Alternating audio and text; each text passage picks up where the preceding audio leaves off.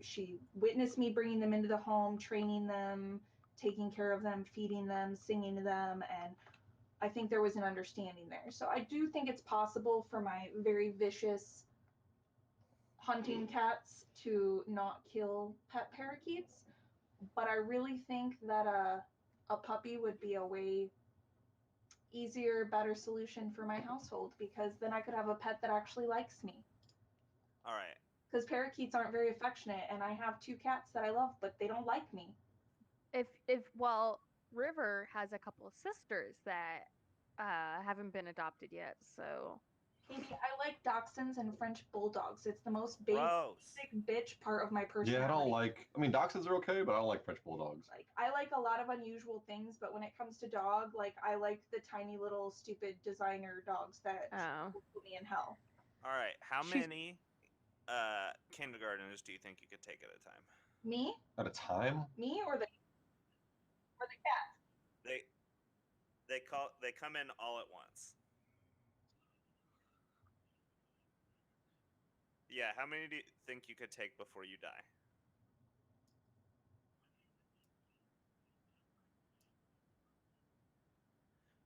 I mean, they're kind of coming at you like, yeah. Do I get to prep, or is it like right now? 5? We'll say. All right, we'll say Cody, they come right? in waves of 20. Cody, not Kenzo? I'd at least clear the first wave.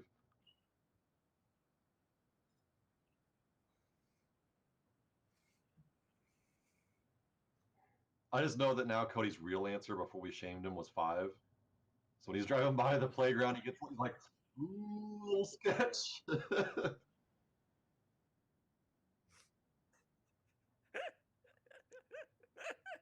My hairs are getting long, look. I think Maddie could take 5 kindergartners. I like it.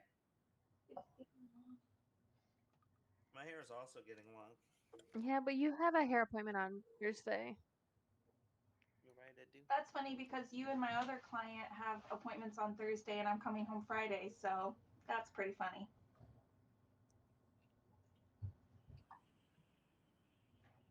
Probably. I am working Friday. Hopefully. I have 2 3-day weekends in April, so we're contemplating whether it would be more intelligent to wait a month since it's just 1 month and I have 2 opportunities. I was really, really excited when the troop posted their surprise, and I was going to be there like 4 days before that and not there for that. You should come for the British Invasion show. Is that in March? Yes. I might be able to because I'm free. I'll have to look at my schedule, but I have 2 weekends that might work in March. So send her the poster. Oh. I want the actual physical poster in real life in the mail. My mom made it. Your mom? My mom made it. What poster? I've never Poster for BU. I've never really heard about your mom, Jake. Yeah, she lives in Texas.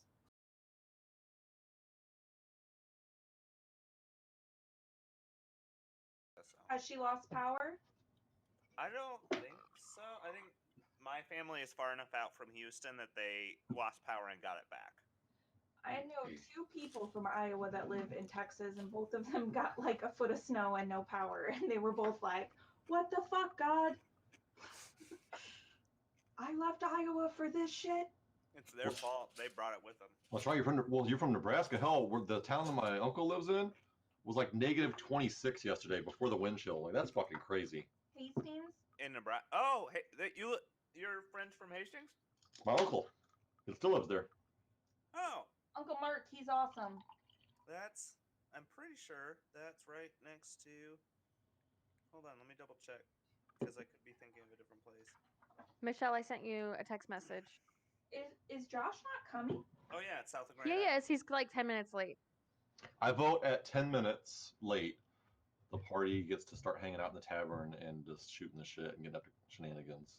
I mean, I figure this game's going to be mostly shenanigans. happens. Yeah, something about the whole festival setting makes me feel like there's probably some.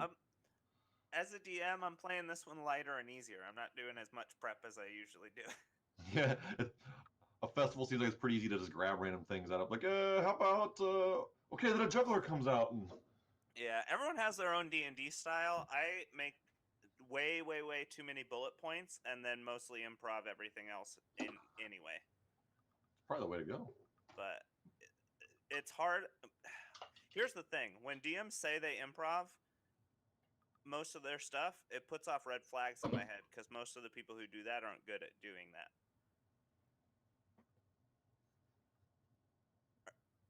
I can't hear you if you're talking, Kenzo. I think you're muted. You didn't have to tell him. No, I want to hear his story. Nobody wants to hear this story. I want to hear it. Wow, you guys are mean. He's been so mean to me, Katie. Oh. He's even agreeing with that. He finally saw me fall Saturday night, and I was wasted. Like, it was a wasted fall. It wasn't a so fall. It was I was fucking belligerently drunk, and I biffed it hard right in front of a bunch of people. I should show you my bruise. I don't know if it'll show on film, but I did take a picture of it. It's really impressive. Hold on.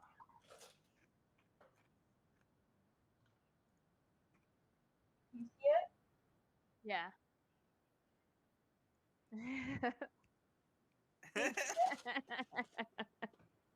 Yeah, sure. Did she tell you how she ran into a brick wall?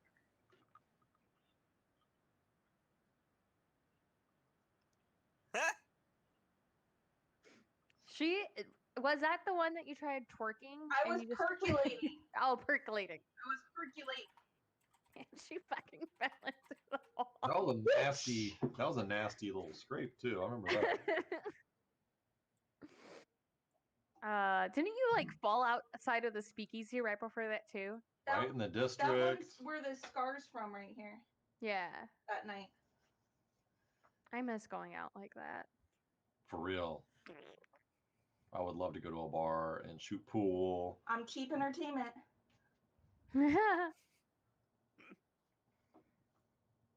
It's so much. Oh, yeah.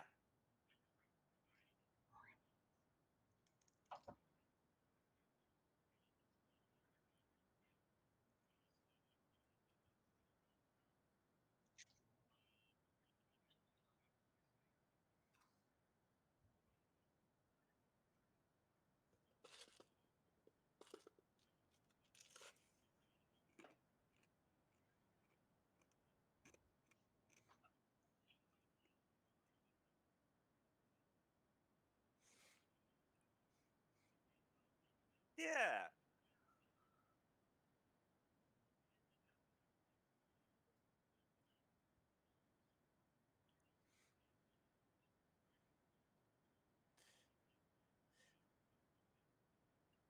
I just like to have the bullet point. Like you said, if you have the world fleshed out already and you know what's there, going off the cuff from there is easy and fun, and it makes you flexible. Because on the other hand, I hate those people who prep too much and then they don't have an answer.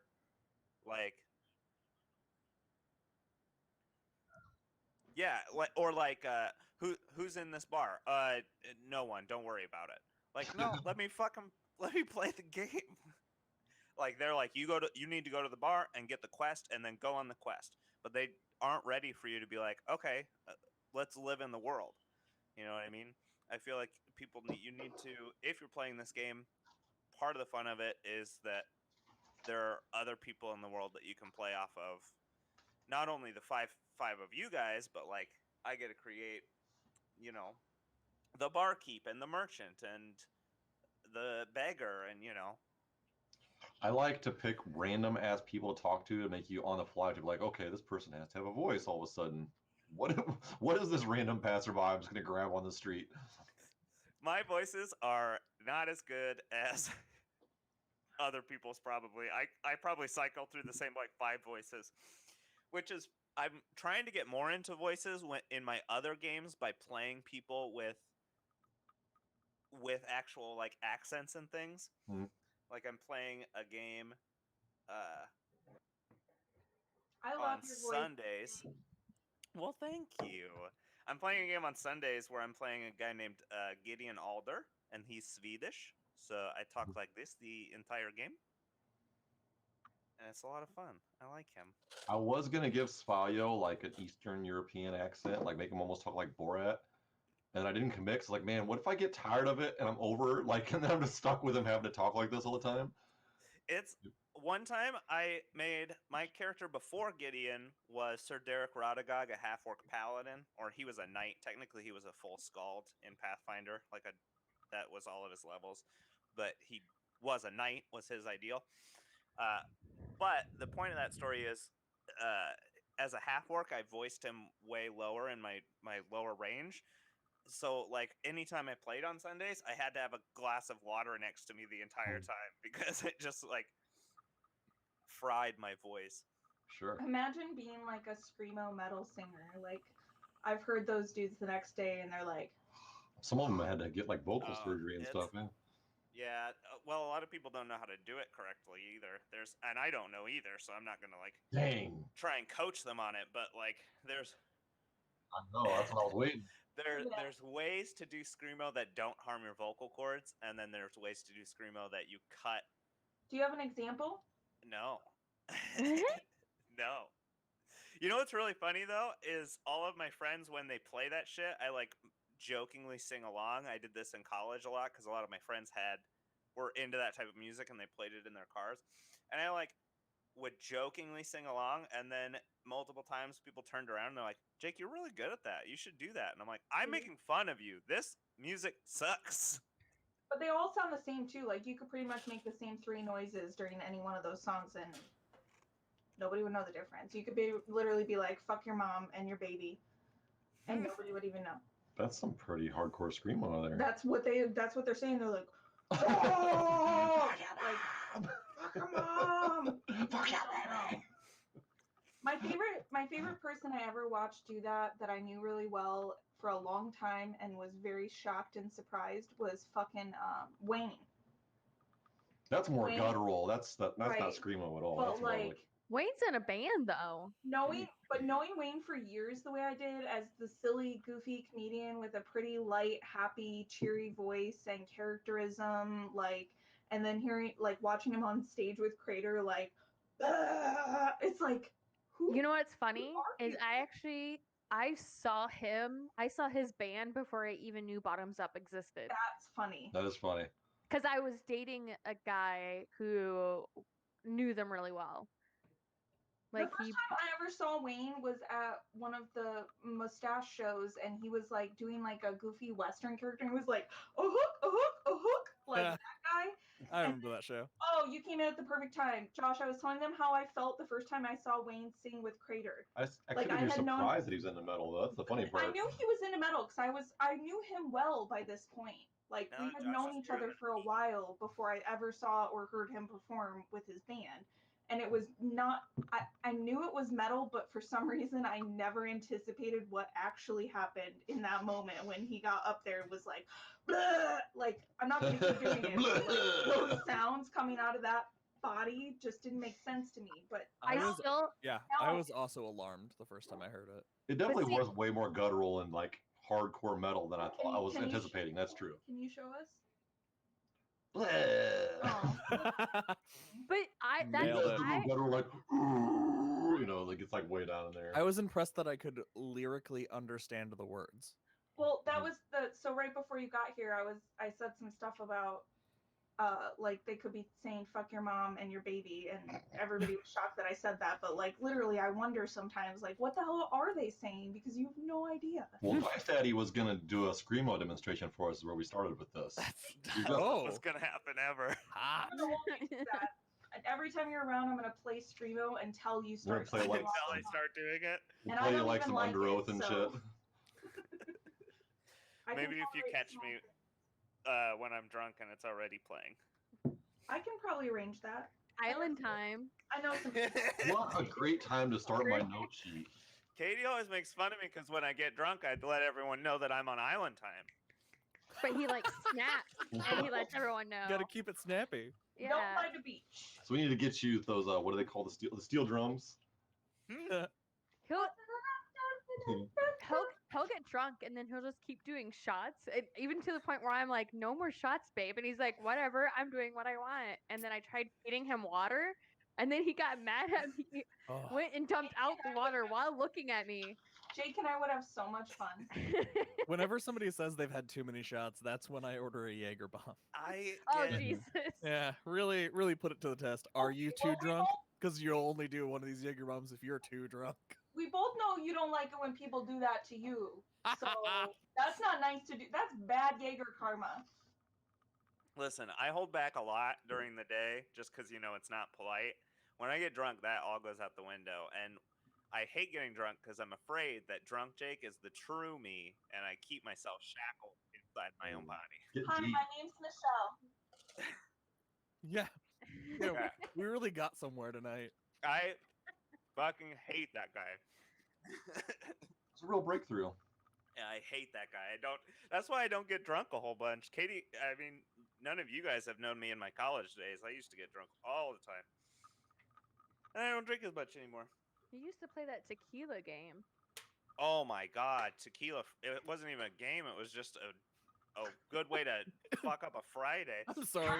So The good at tequila the game? tequila Go on. game. Okay, Is that one of the events at the fair today? Yeah. maybe you can start it out that way. So what she's talking about is me and my college roommates, there was 4 of us, used to do this thing called Tequila Fridays. We did it for an entire semester. And what it was Friday evening, before we went to the bar, we would grab a bottle of tequila, and in the course of 20 minutes, we would take shots of it until it was gone. And on the best day of it, there was 20 of us.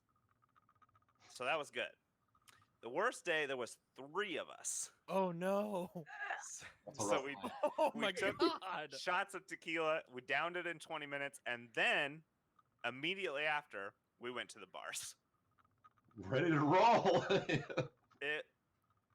Luckily, I'm from Chadron, Nebraska, which is a town of 7,000, and my house was 2 blocks from the bars. Good call. So we stumbled there, we stumbled back. It was fantastic. I love it. But to this day, I can't think of tequila the same way. And the fun part was we tried every tequila that we could get our hands on in town. Like we started with Patron and we ended with Patron. But like in between there was like El Jimador, The only one I would Jose. There's some Sueza. There's only one I would never touch again, and it's motherfucking Cactus Jack. I don't know if you've. Oh yeah, we did Cactus Jack once. I have some memories and stories from that shit, but I've come full circle with tequila. Like liked it too much, didn't drink it for years. Now I've come back around where I'm like, okay, I'll mess with you a little bit. I'll drink it. One of our coworkers just introduced us to this one. Do you remember the name? Oh, Like Mescadel. No. Prospacito. What the fuck? I'll is send you a picture of it, Jake. Regardless, it's the best fucking tequila I've ever had. It's a white tequila, and it's like it? Not Reposado, is it? It's smooth.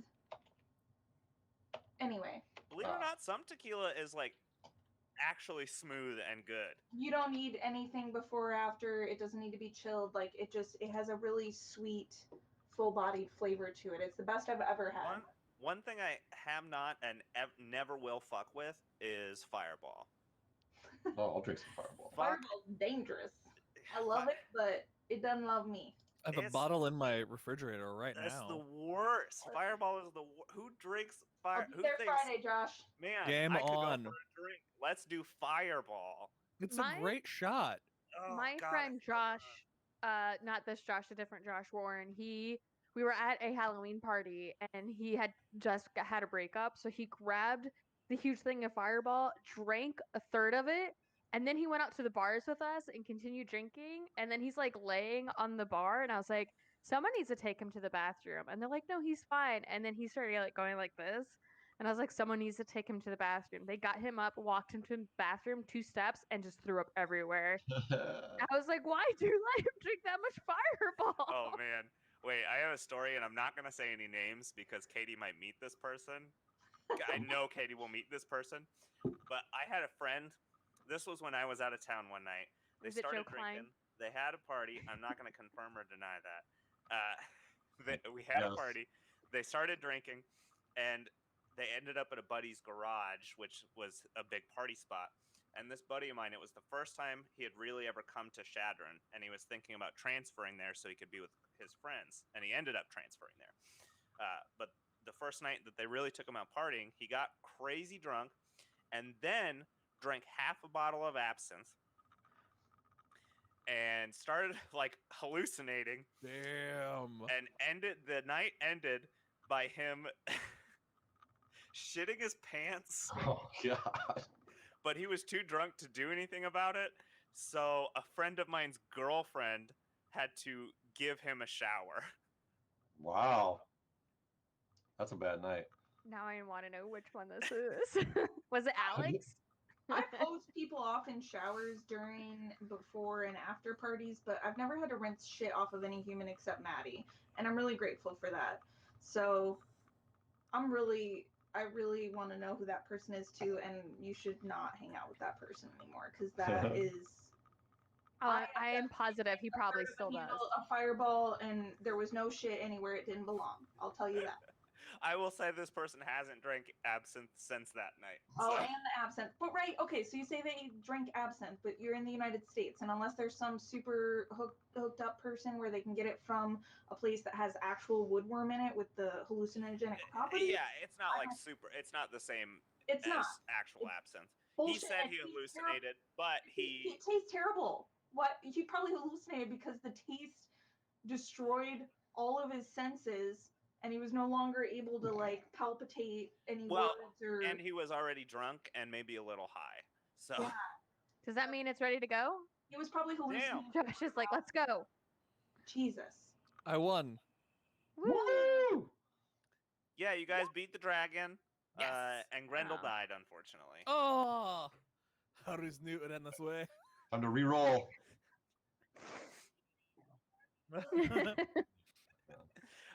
All right, hell, let's play some D&D. Can't believe you wasted that nat 20.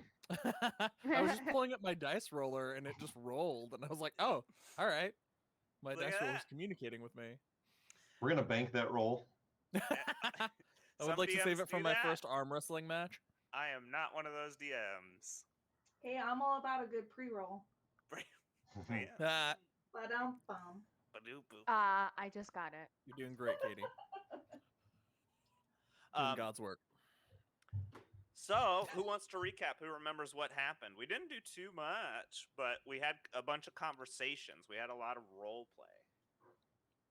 I think I got a little drunker than usual last time, so somebody else better recap. We made it to Shep Shed and made our way into the nearest tavern. We're here the day before the big festival, the annual fair.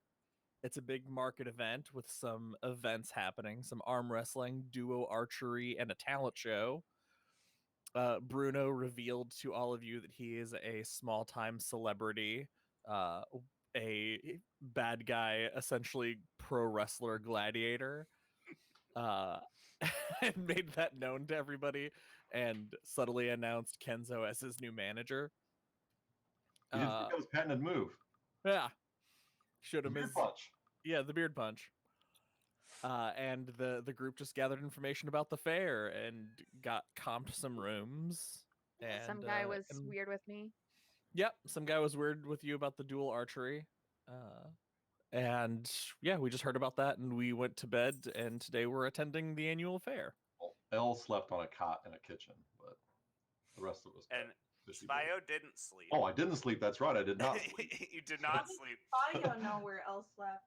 And also, a fun interaction we had is Spio tried to do some negotiations on prices of goods with Kinlo Pimplepox. Yes. Yeah, Kinlo's not super happy with us. But he's gonna sell all our stuff for us. Oh, he so likes that's you. He likes you. He's just a tough negotiator. good. He was somewhat successful, I feel like. Yeah. I mean, you got more than the roll was good enough that you got more than what you would have got before, and I give points for trying too. So you negotiated. I'm still gonna taint his grains. Wants to hear about it. Yeah, that's what we call it, tainting the grains. I used to play bass for Tainted Grains. That sounds like the quintessential Nebraska farmer metal band. Yeah, it does. I totally want to be don't in a hate it. farmer metal band. Yeah. Right. Better than Grated Taints. Great. Yeah, It was real better, a lot better than Ooh. cheese grated taints. that's the screamo band. Ow. Yeah. Yeah. On a scale of 1 to 10, or like, are we talking letter grades?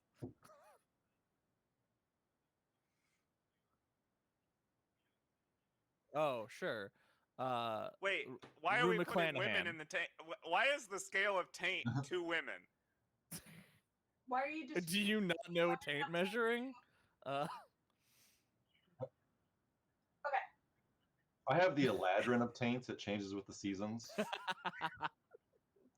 Well, if we're Really, talking about he taints, means the mine temperature. is the worst. One of my favorite jokes in the entire world is from the show Weeds, and it's a scene where the housekeeper walks in to the 2 dudes sitting on the couch, Uncle Andy and Doug, and they're arguing over something, and she walks in, and they go, "Hey, Lupita, what do you call the thing between the couch and the or the dick and the asshole?" And she said, "The coffee table." So I made Nailed a joke it. for a long time where I called it the coffee table. That's Like, gross. you want me to tickle your coffee table? Ooh. Better clean Ugh. that coffee table off. Now I'm weirded out that you asked me for recommendations on coffee table books. Yes. Oh shit. Okay. We are in the right mindset for the tavern. Yeah. Yeah. Hell we're, yes. we're ready Uh, for the fair. You guys wake up in the morning. You have your breakfast. If you remember, you got fish for breakfast. I'm trying to remember. I wasn't in a place to write down names, so I can't remember who I said the bartender was. Does anyone Gail. remember? Gail? Gail's the bartender, and Belcher is my human male friend who can belch the alphabet. Yes, that's Let's right. not forget to find out what happens to Belcher after all the great advice I gave him. Yes. Oh, gee.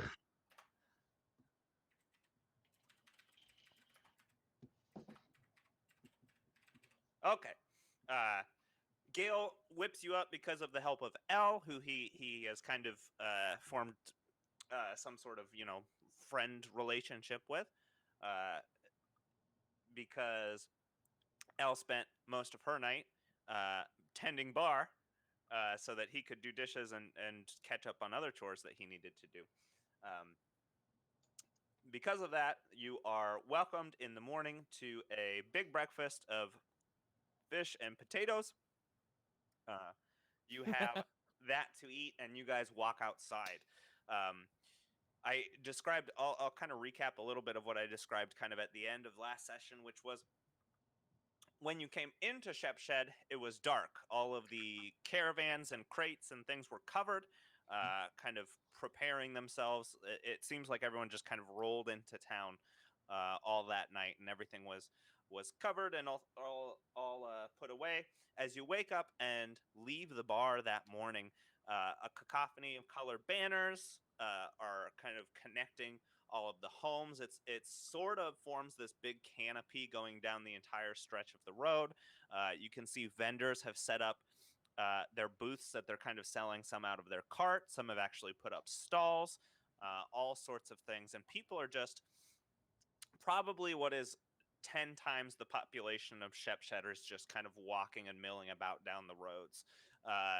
The small local stores are jam-packed. The inn was fairly empty, but as you were scurried off and left the inn, you noticed them kind of setting up things in the inn, chairs for people, and putting a spotlight on some tables, that kind of thing. And yeah, you have the run of the fair. There's a large bulletin board kind of at the front of Shep Shed. And as you walk over there and observe it, you see that this is kind of the entrance to the fairgrounds area, which takes place through all of the town of Shep Shed. And on the bulletin board is posted with a note scrawled on some paper, seems to be kind of handwritten, and one big rusty nail right through it is a piece of paper that says, welcome to the Shep Shed Annual Fair. And then it lists the 3 events. It says in the morning or late morning is the arm wrestling competition, and under it says prize endless boots. Later in the afternoon is the duo archery competition, and under that it says prize paired scrolls. And then it says in the evening is the talent competition, and under that it says prize 3 penguin tokens. So that's where you guys are right now. What's kind of going through you guys' heads as you see this, what is probably a sleepy little town normally is completely full and bustling with people just trading goods, all sorts of stuff like that. What the hell is a penguin token? Well, I think that can At the be. party, anybody know what the hell a penguin token is? No, we're not from here. Maybe we should. Why don't we go split up and look around, see if we can find anything interesting, and start up some conversations with some vendors. Maybe ask them the questions. Then we can meet back at the inn and we can all exchange information. Spalio just randomly wanders off. Just that was confirmation. All right, he's going that way, and then Bruno turns in the opposite direction and starts walking at stalls. I love it. Where's Kenzo going?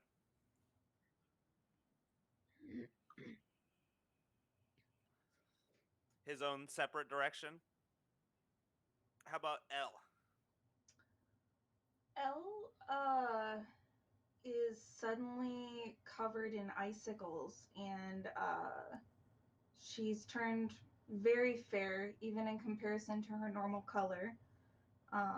She also has grown long, silvery blue hair that has frost-covered leaves throughout it. And her garbs have changed from their red and green colors into like white and sparkly satins and furs. She is still kind of lingering at the bar. She's actually been there all night, working on her bartending talents. And she did nap briefly on the cot in the kitchen, but she kind of lingers in the bar for a little bit after everybody leaves. Hell yeah. So we got a season change. Is this something Elle decided to do to reflect her emotion, or is this something that happens because of a reflection of Elle's emotional state? A little bit of both. Pretty good mix of both. Pretty good mix of both. She kind of brought it on, but it happened naturally due to, she's just not really used to being around this many people. She always is concerned about everybody's safety. She wants to make sure everybody is safe and healthy. She doesn't remember the last time she had any fresh fruit, so she's a little anxious about getting her hands on some fresh fruit at this fair. And yeah, so. Heck yeah. Hell yeah. Grendel, what are you doing? I am taking my ox to go eat some fresh grass. Hell yeah. All right, let's start with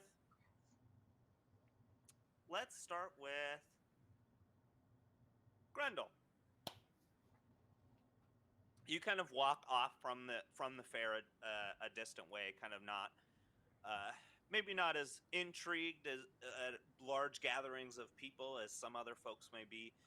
And it's morning time. You've had Basil kind of hold up next to the cart all night, and you think Basil needs to probably, go to the bathroom, get some nice air away from folks, and eat something. You kind of head out that direction, and you notice a few folks kind of as you enter this kind of mesa, plateaued plain area, you notice that there are a couple of people off on the distance with bows and arrows kind of shooting at trees. I kind of let Basil like roam around and I just watch them for a little bit, seeing how they're doing, seeing if they're my competition. Yeah, do a perception check for me. I roll a d20. D20 plus whatever your perception skill says on your sheet.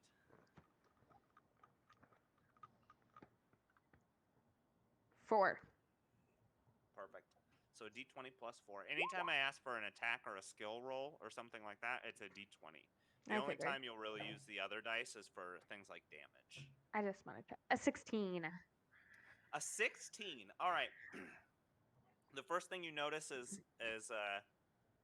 Basil is one of those. He's definitely a Highland ox, but he's got the feeling of one of those happy California cows right now. He's loving being out here, eating grass, kind of yipping up his back legs, and once in a while just kind of hopping around, having a good time.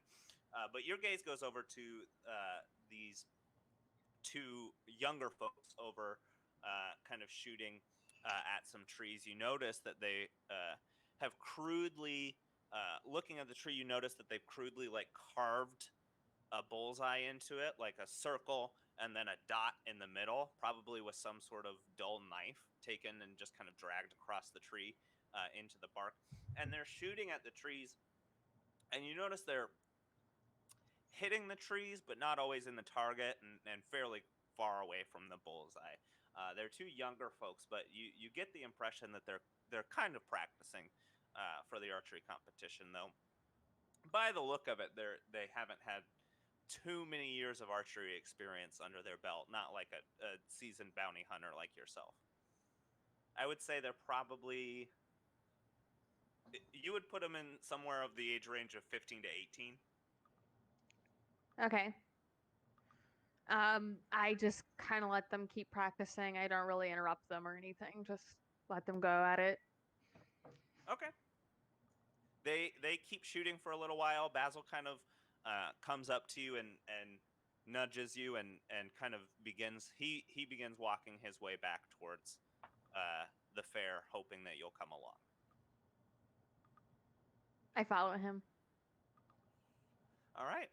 You follow him back to the fair. Is there anything you'd like to do now that you're back at the fair? I am signed up for the archery, right? No one has signed up for anything. Okay, I'm gonna go make sure I sign up for the archery. Perfect. Next to, on that bulletin board next to where it has everything, it has sign-up sheets for each of the competitions. You go ahead and put your name under archery, but you notice it's a duo archery competition, so it has 2 spaces next to the team. You notice that there's 16 teams already signed up, and in order to qualify, you'd need a second person. I forge Bruno's name next to mine. Hell yes. Solid. Rock solid. Hell yes. I love that. Yep, Grendel and Bruno. Boom, boom. You write both those names, and you go enjoy the fair for a little while. Let's hop over to Kenzo.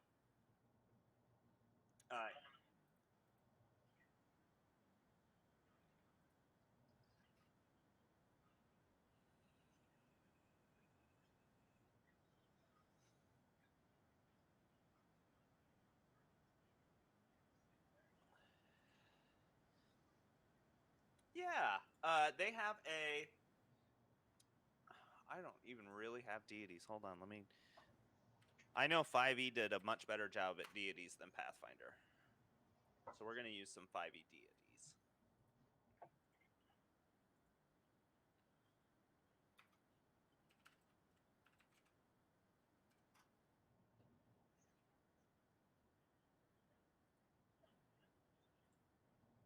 Yeah, I mean, if you're looking into them, I want to give them a deity. Yeah. Camper Sessions 0 if we even talked about like a pantheon. No, we didn't, because no one's really anything that requires a pantheon. Yeah, you go over, and you notice. Is this what it is? Yes. A small little chapel with a tiny little steeple on the side, kind of with a thatched roof on top of the steeple, but more slanted moss covered things on top of the roof. A big stone building, but unlike all of the other buildings here, which are kind of grimier, older, covered in moss, that kind of thing, this building, the brick looks newer, cleaner, one of the two, like someone's kind of maintaining it. And it is you actually see these big two double doors, big black black and brown, kind of darker wood, not natural to this area, on the doors. But next to it are two stained glass windows, both with the same signet, which is a shea leaf of grain on one side, and the other is a blooming rose and a piece of grain kind of cross. And do a knowledge. Do you have a religion score? Is that one of the things in this? Or knowledge local? Is that something in the?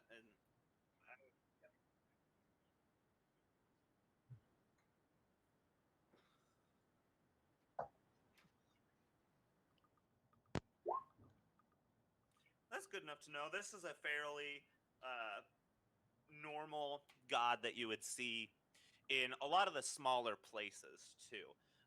You've seen it a little bit in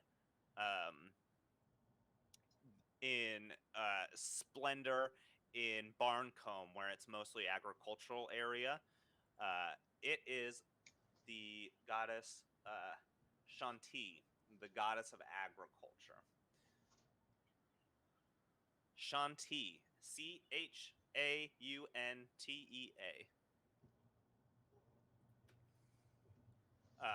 So she's the goddess of good harvests, cornucopias, things like that.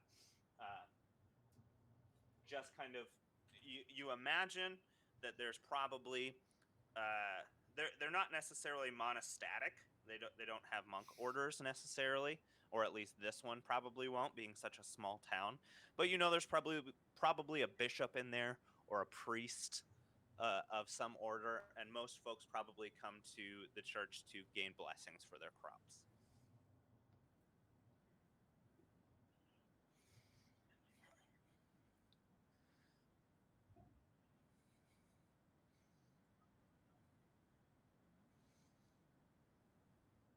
Yeah. Kind of out of town, or the ones from previous, or the ones from last night? Yeah, you kind of make your way. You and Grendel kind of pass each other as you go back, because Grendel was probably coming in from feeding the cow, but you make your way down that road, and past the chapel is that same kind of open field where Grendel was. And you can still see those two kids. A kid, 15 to 18, is pretty much an adult here, but they're young adults. Just the same way I described, shooting arrows. You see a couple more arrows than what I described with Grendel. A couple inching closer and closer to the bullseye, but neither of them has hit it yet.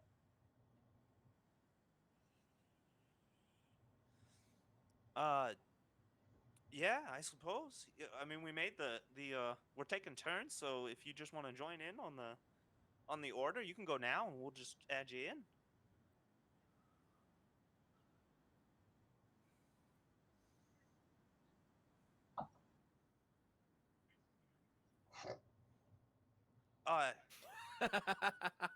What do you?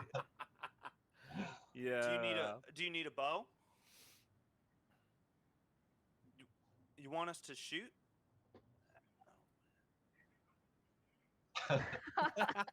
Rude.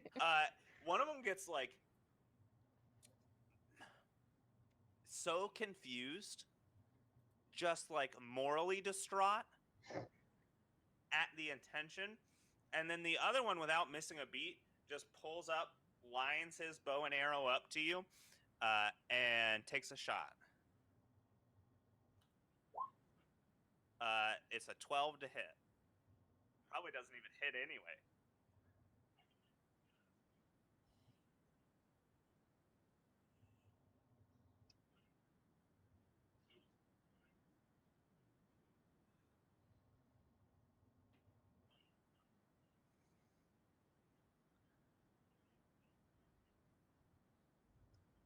Oh, it doesn't even hit you. It lands at the base of the tree, kind of in between your feet. And he just stands there like, you can tell it wasn't really thought through, because the light in his eyes, like, he was zealous before, like, oh, fuck this guy. And now that he's actually shot the arrow, like many people who shoot things at people, he's kind of immediately hit like, oh wait, I could have killed that dude.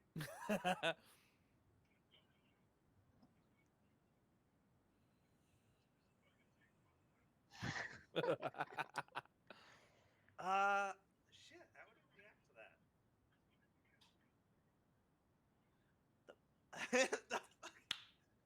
They both stand there.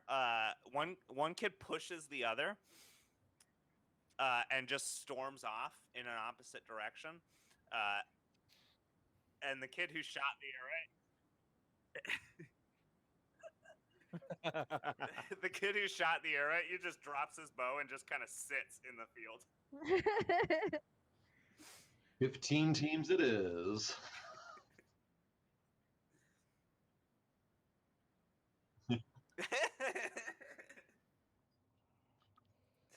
All right, so let's go to Bruno. Alright. Bruno is making his way through the stalls and stuff, and he is looking over his shoulder to make sure that he actually is alone, that like nobody followed him. And he's looking at all these vendors, and he goes up to somebody who looks like they have the most variety of like magical implements. Okay, yeah. You find a what appears to be you don't know whether this is his personality or if it's for the show of the. You can tell right away as you step up that this guy you're about to talk to is about to have one of the biggest personalities in Sure. in the town. All And right. as you step up, he goes, welcome to Maestro's Baubles, Bits, and Trinkets! All right. You, I can tell. You are gifted in the arcane arts, just like Maestro! And he throws up a spark spell. And embers come from his fingers. Maestro is his name. That is my name, Maestro. All right. Maestro, nice to meet you. I'm Bruno Goldbeard. I don't know if you've heard of me, but you know. No, I don't know you. All right, cool. You know Unless what? you know Maestro. Well, Have you heard of Maestro before? Yup. Oh, Bruno! It's been so Maestro, long since yo- I've seen you. You old so and so, as they say. Yes, it's been so long. He looks down, quickly examining your body, and looks at your. You can tell he goes, "How is the?" And he scans your body, looks at your fingers, doesn't see a ring on it, and says, dating scene for you going."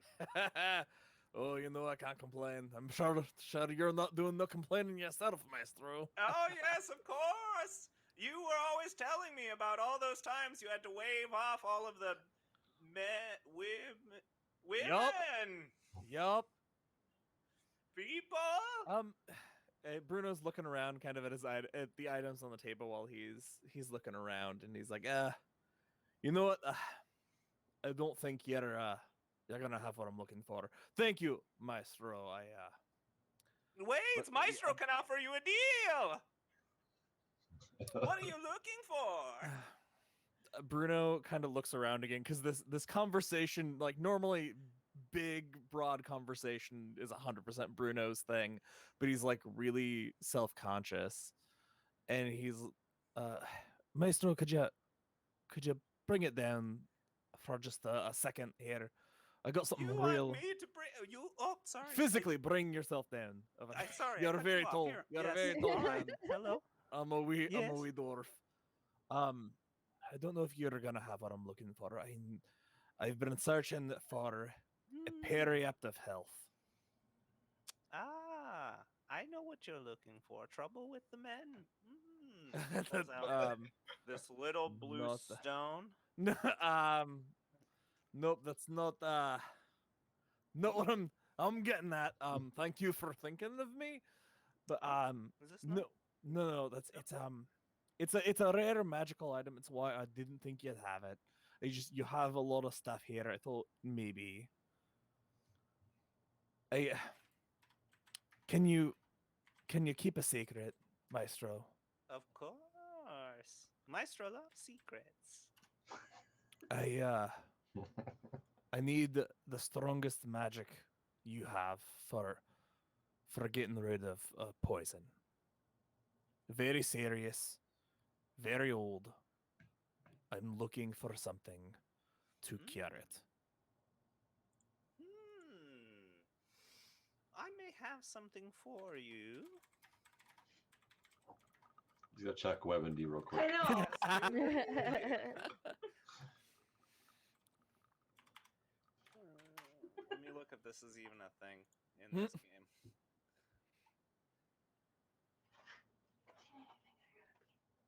Probably another beer. Okay. What I can offer you, I do not have what you're looking for, unfortunately. I carry a small band of things, but Maestro, very good at magic, you know. I just showed you, and he does sparks again. Very good. Very good at magic.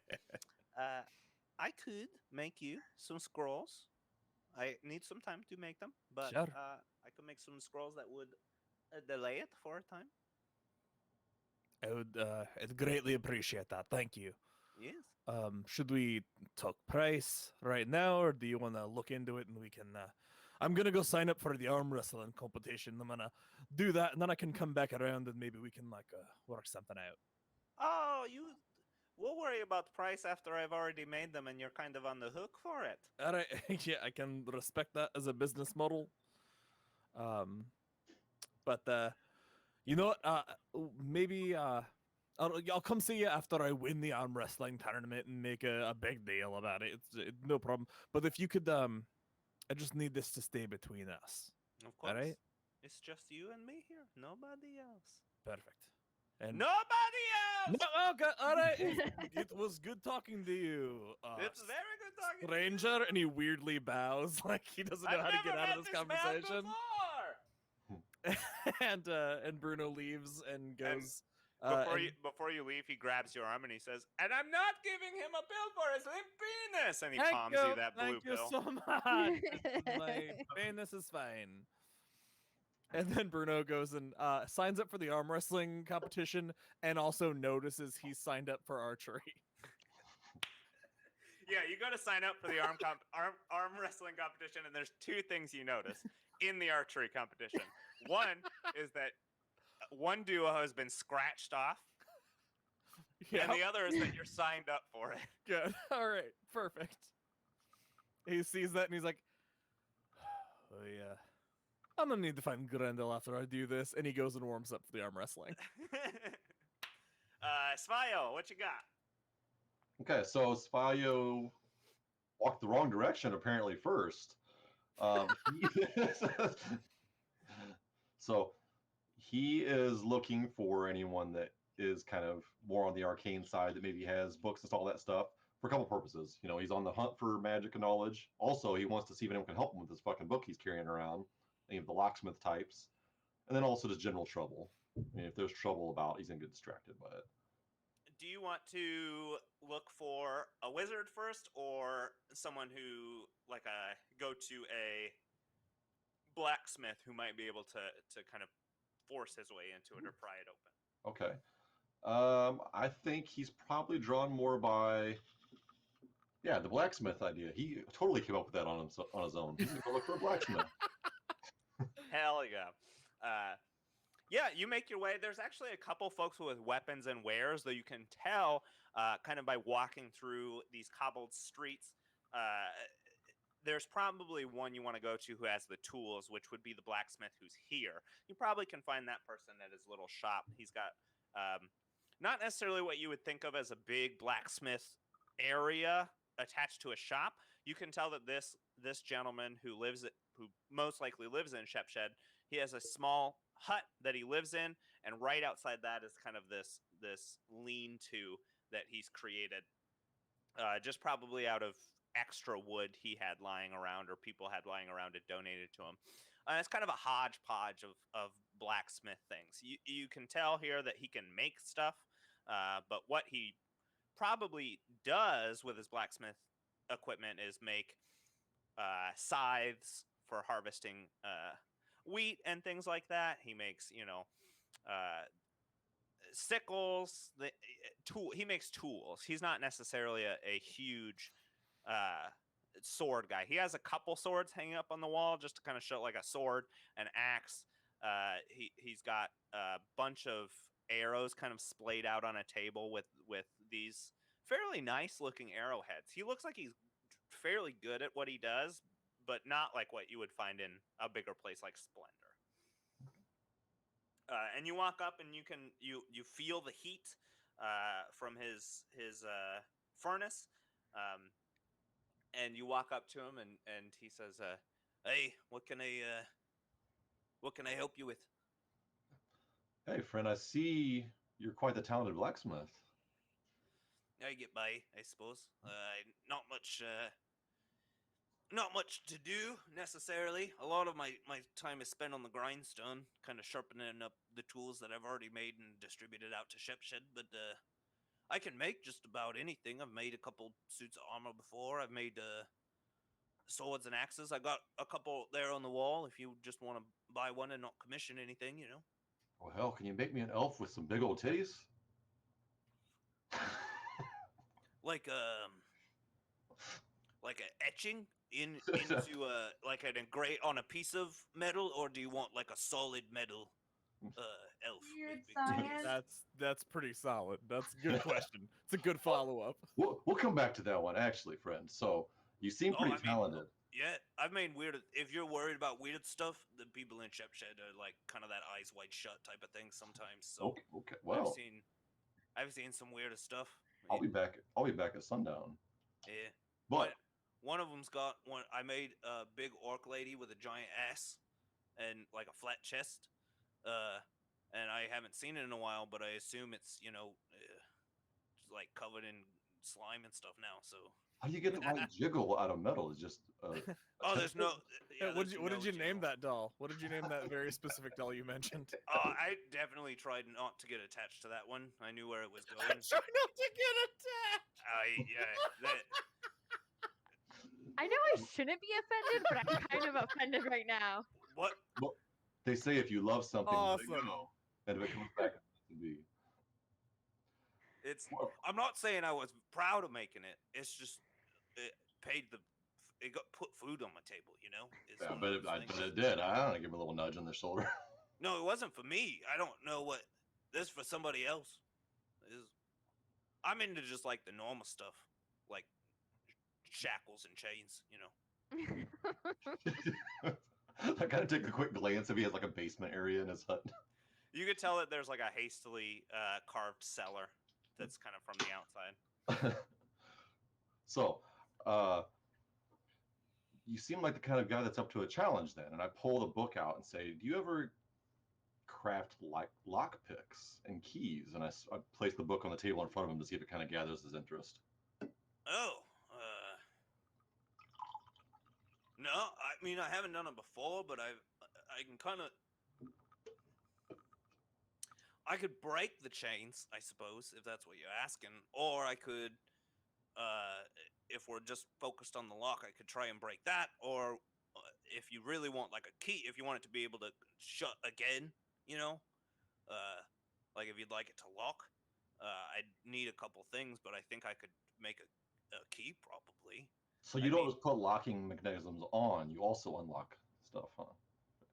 Well, I don't personally. You can kind of do whatever. Oh, are you talking about the chains and shackles and stuff? Maybe. But let's get Oh, back to the all key. right. How about Yeah. this key? You can make a key for this? Well, I'd have. Here's the thing: is I'd have to. I'd need some sort of like putty, some wax, to kind of make an imprint of the key.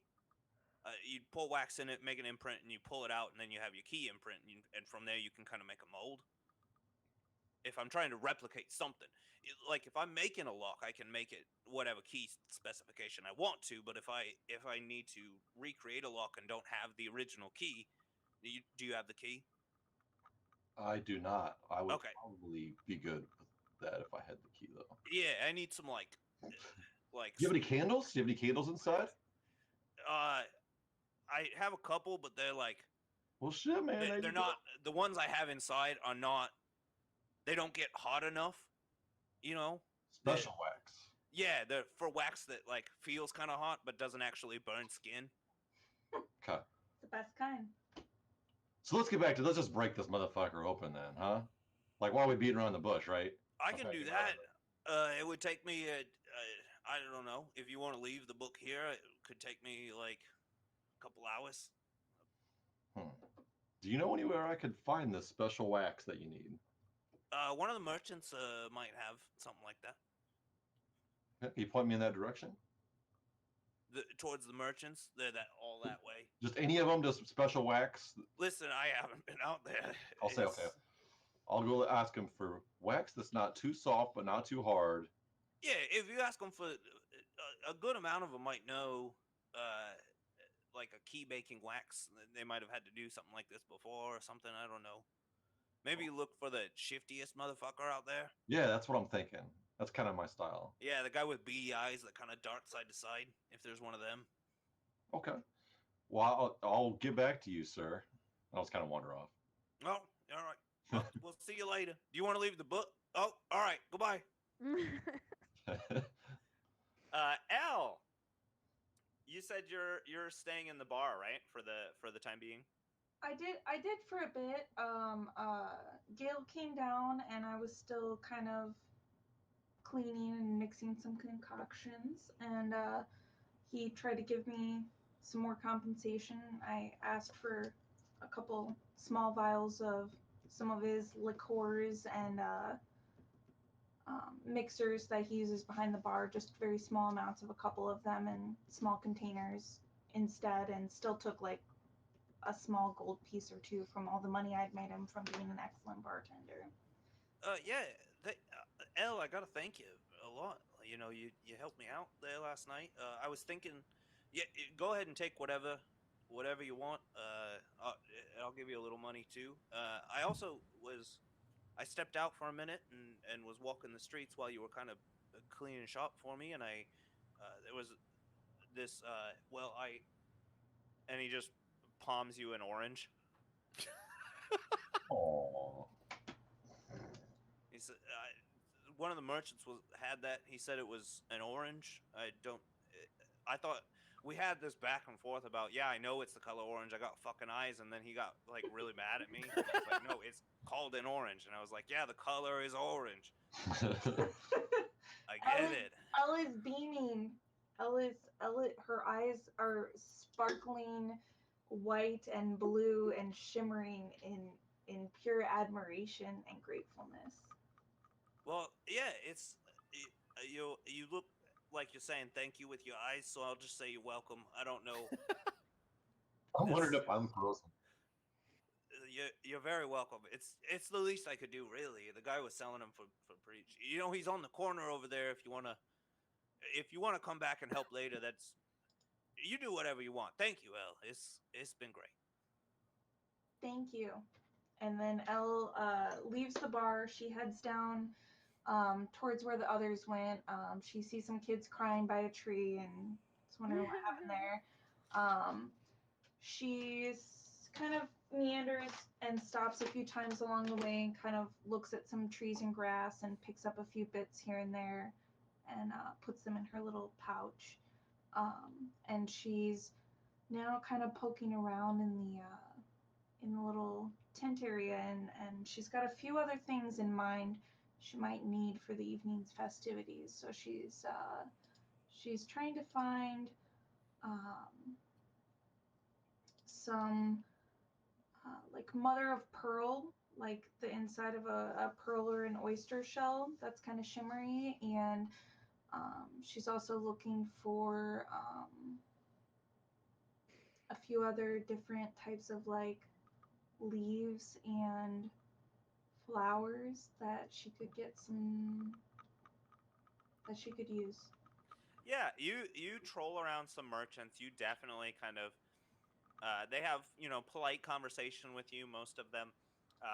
You get all of those basic things you need. Some mother of pearl, you get some flowers, some leaves, that kind of stuff. At the end of the trip, you've kind of spent about 1 gold. Probably in silver and copper, but like 1 gold. Oh. You're good. Are we back? Okay. No, you can still hear him. You're fine. Oh, okay, good. Camera. For some reason, the camera was messing up. I was trying to refresh it. Oh, you're good. You're good. Yeah, so you find all of that stuff. Or is Elle gonna sign up for any of the competitions, the talent show, the archery, or the arm wrestling? She's still kind of debating and thinking she might have a plan, but she's kind of waiting until closer to like dusk before she makes her final decision. Hell yeah. Before we move on to the arm wrestling, Kenzo or Svayo, are you going to sign up for anything? Yes, I come back to the board and sign up for both archery and talent show. Well, who's by the board? Is anybody around? Is anyone around? Anybody around Yeah, the- there are a couple folks around. So I'm looking for anyone on my party. If I don't see him, then I just grab the first random stranger I see. I'm alarmed. Are you Good. looking to have someone join the archery with you? I am. Okay. Absolutely. There's a guy who walks up to the board and looks at it. Kind of this younger guy, and he looks at the 2 scratched off names, and he kind of looks down really sad. Oh no. Hey man, you looking to sign up for the archery competition? Yeah, I already signed up, but it looks my partner kind of bailed on me. We got into a little fight about a guy. It's stupid. It's nothing. Hey, we all have relationship troubles sometimes. It's no problem. But No, it was just it wasn't. We weren't.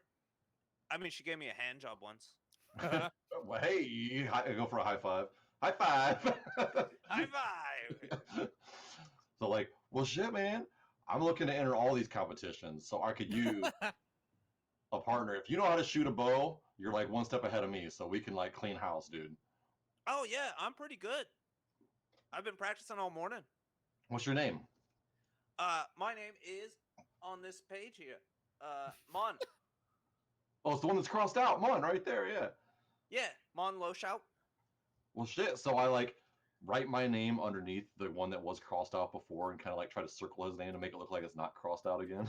Hell yes. Nice. Mon Horseshow. Loshout. Lou shout. Ooh. Low shout. Okay. Kenzo, you fucked up. He sounds like he knows what he's doing.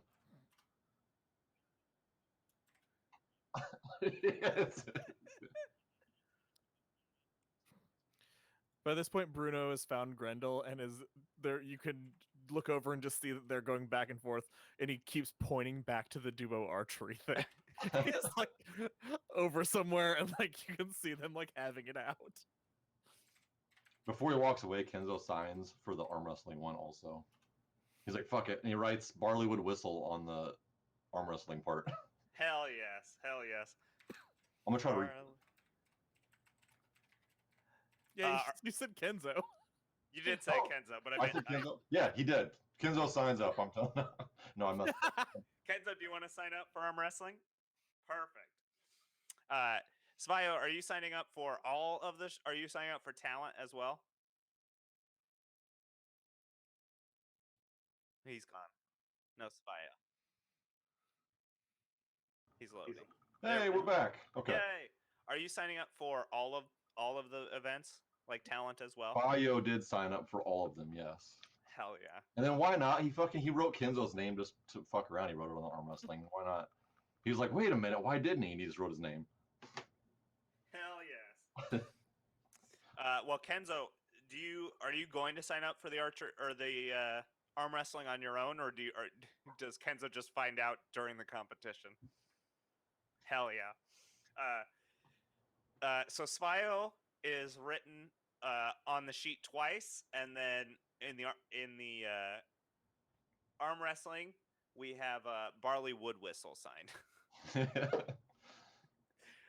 So yeah, the time kind of makes its way towards the arm wrestling competition, and in the arm wrestling competition, it's actually back at the tavern that you stayed at.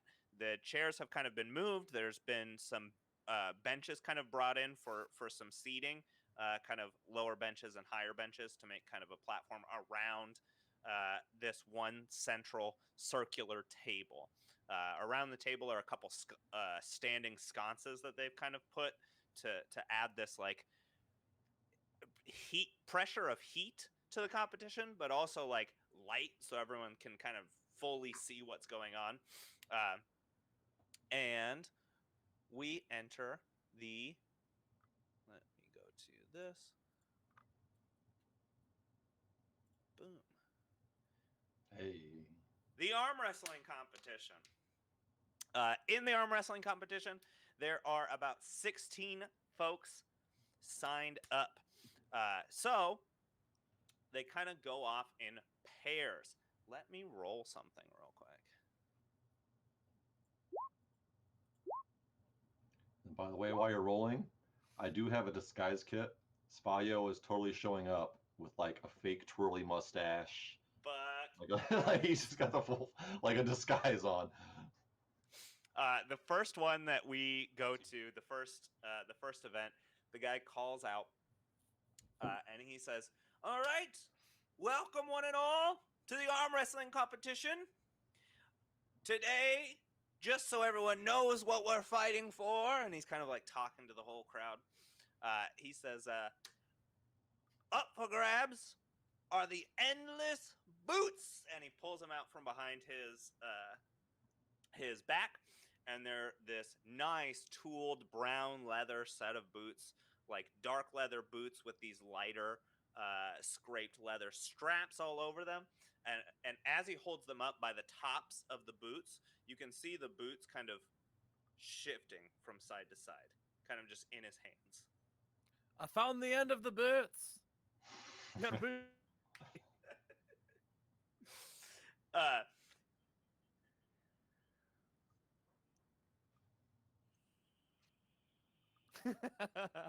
The announcer puts the boots back in a bag, and he says, "For the first round, we have Hermir Kelu versus Kenzo Yachi."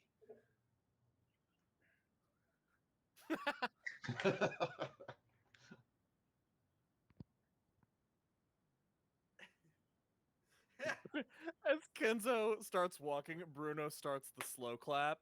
He's just walking through the crowd. Bruno, do me either performance or some sort of diplomacy. What's diplomacy in this? Persuasion. You know what I'm gonna do? Instead of starting the slow clap, I'm gonna roll my performance, but I'm gonna pull out my bagpipes. I'm gonna provide him ring entrance music. Yeah. It's a 11 plus. I have a plus. What to perform? I have a +2 performance, and my bagpipes also are a +2. I don't know if that's. Oh, it's because it That's your factors in my proficiency. performance. Yeah, you're proficient in them. Yeah. So 15. 15 total. Yeah. Yeah, they sound pretty good. You hear Kenzo Yachi, and Bruno's first instinct is, "Oh shit, gotta get my bagpipes," and he just like pulls out very quickly, full. I don't know if you've.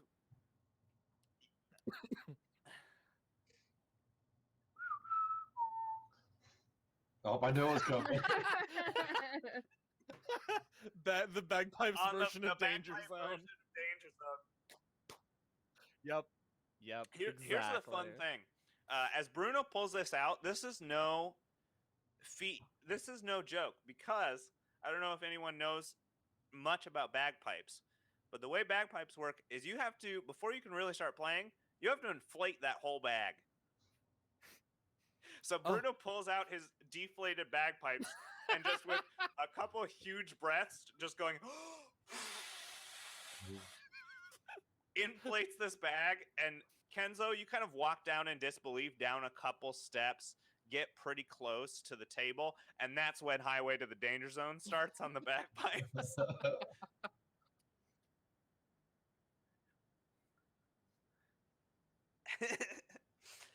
So it's going to be a competition of the way we'll do arm wrestling is it's a feat of strength. So it's a strength saving throw, and you're going to roll against the guy. Not athletics. It's full strength. You're going to roll against the guy, and it's best of 3. So that decides kind of like if you lose the first one, he's kind of like pushing the advantage, and if he wins 2 in a row, he gets you, or the opposite. Correct. Best 2 of 3. It's best 2 of 3.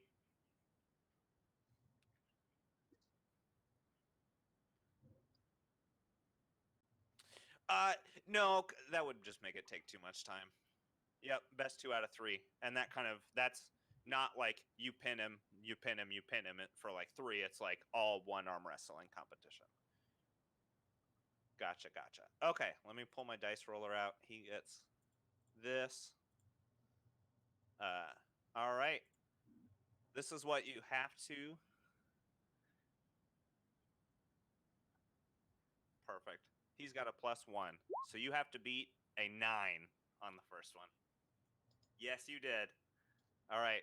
Here's as you kind of get on Furum, you start torquing him down, and he didn't expect with your sleeker frame you to be as strong as you are. You grab him by the arm, the whistle blows, and you immediately get him like so close to the edge that's when he really notices and starts kind of tensing up. So this is what you have to beat. A 15. Oh my gosh. He catches you right as his arm is kind of sideways. He tenses up and he gives it all of his strength, and you like realize he's actually trying now, and just boom, tap his arm right to the table.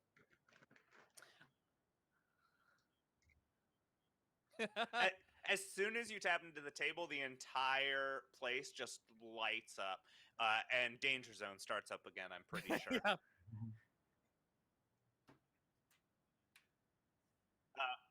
Purim smacks the table with his fist, walks up, and gets out of there. And the guy says, well, we've got a great first round. Our next contestants are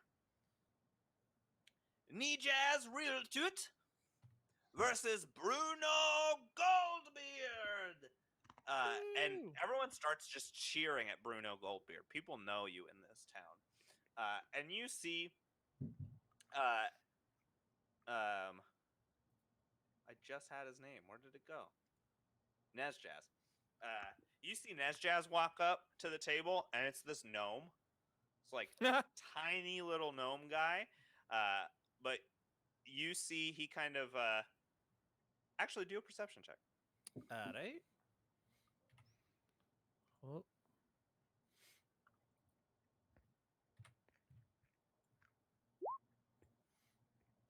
17. Yeah. As you guys sit down at the table,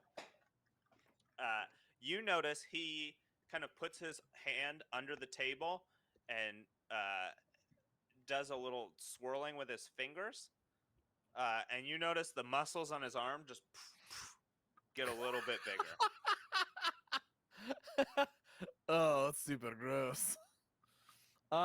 Is there a roll I can do to see if I know what he just did? You saw him. He cast a spell. Yeah, but what spell? He cast. You can do a. Arcana. Yeah, it would to know exactly what spell he did. With your perception, you know what the effect was because you could physically see it. No, you don't know what the spell was. You just know that. I have a -1 Arcana, so that's a 1. Yeah, whatever he did made him stronger. Okay. Bruno looks at him and goes, "Oh, two can play a lot game," and headbutts the table so fucking hard and flies into a rage. Yeah.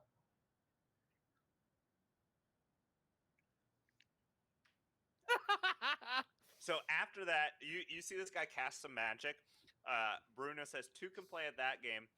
The room goes completely quiet as soon as Bruno's forehead cracks the table. You actually leave a little bit of an indent in the table. You raise your head up and scream to a dead quiet room. Good.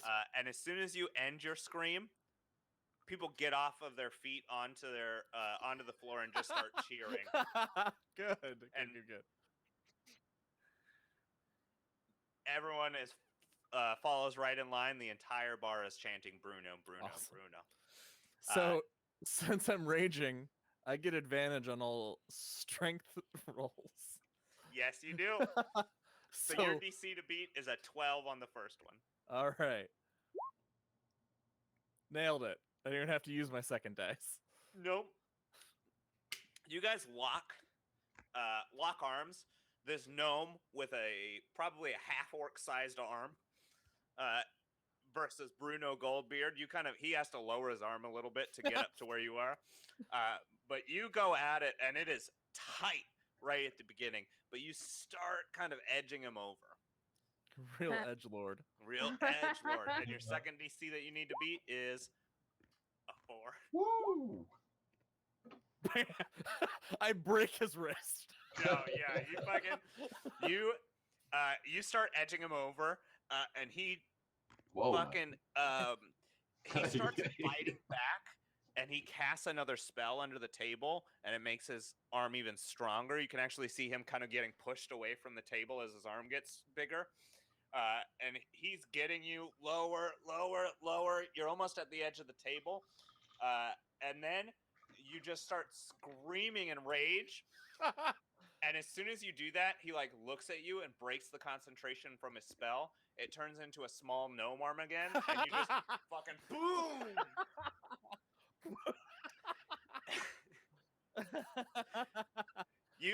You smack him so hard, his arm moves so hard that the rest of his body, because of the momentum, does a flip around. Good. And the crowd just fucking jumps up in excitement.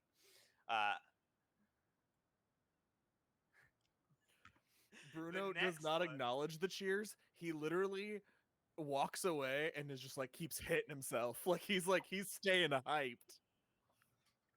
Fuck yes. The next one he calls down. There are a couple other fighters that you watch go through, the third match, the fourth match. It gets to the fifth match, and the guy calls out, "Alrighty, next we have Hunvin Warbranch versus,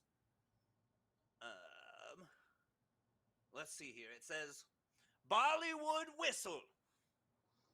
In the corner of the bar, a man with a twirly mustache and a cape and a big ass glass of beer between his legs just lays there and keeps snoring.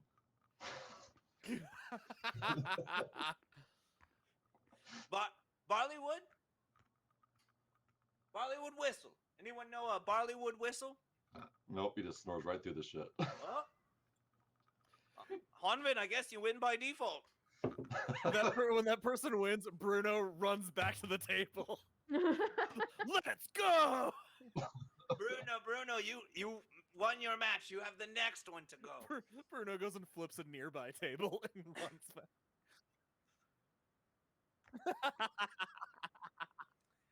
Match after match after match goes by, and you guys end up just because I don't. We could arm wrestle literally all night. It goes by, and the two final people in the match: Bruno Goldbeard versus Kenzo Yachi. Awesome. And the crowd is fucking hype. You guys have been destroying your competition. It is insane.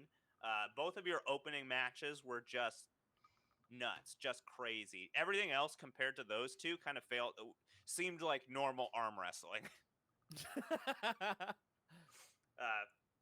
So it is you guys' turn, and the announcer says, for the final match and the endless boots, we have Bruno Goldbeard, and the crowd stands up and cheers, and Kenzo Yachi. And the crowd dies down a little bit, but not much. They're still just as excited.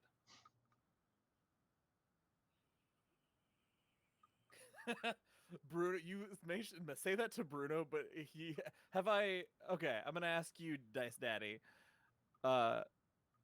Oh no, never mind. If it only lasts a minute, so I need to expend another rage. I'm not raging anymore. Gotcha. So he's back to normal, and he's like, Kenzo, I couldn't be happier than to be here with anybody but you at the end of this. What do you say we give it all we got?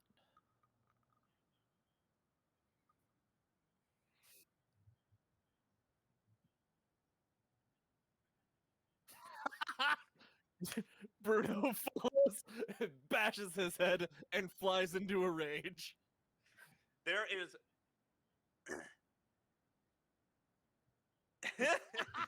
I will say there is... Before, when Bruno smashed his head, people were like, what the fuck just happened? Now everyone is amped about it. As soon as you guys smash your heads on the table, they were already standing. People are like getting on each other's shoulders, like trying to like push their way through to like fucking get as close to you as possible. It feels like as this match, even the pre-match, as it begins, people have been inching on the edges of their seats. It feels like those inches are creeping closer and closer and closer into you as the spotlight just kind of like dawns on these two incredible arm wrestlers. So it is time for the match. We're going to do best 2 out of 3 strength checks. And there's no DC, so yep, strength saving throws.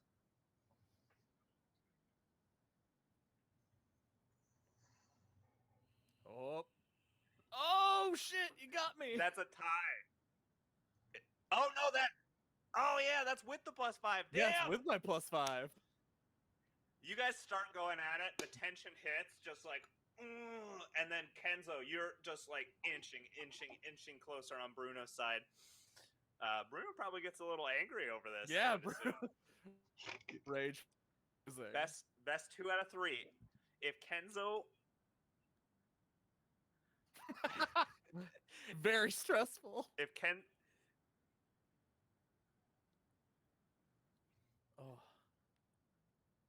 Should I roll my 2 first before you go, Kenzo? Thing.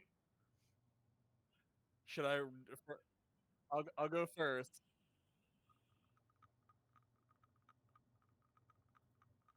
Oh god. Woo! A 21. All right, so you have to get... To tie him, you have to get a 17 or above. Oof. So 17 ties, above that wins. Oh! Nice! That's amazing! Kenzo, I will let you narrate how this happens. You're inching closer and closer and closer. Bruno just like full on. You can tell in his eyes he's almost forgot where he is. He's raging so hard, just like pushing against you. Kenzo, you center yourself in this moment, and what happens on this scene?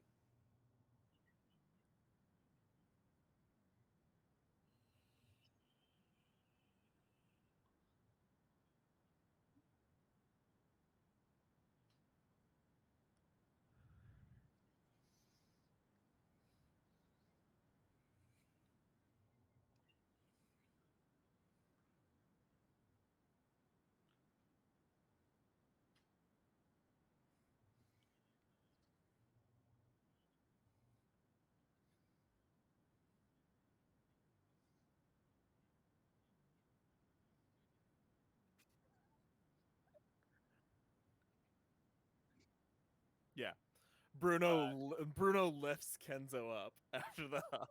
Fuck yes, the crowd goes wild. As soon as you guys leave the bear hug, you notice that the legs on the table have like snapped angularly, and the table is lower than it was before.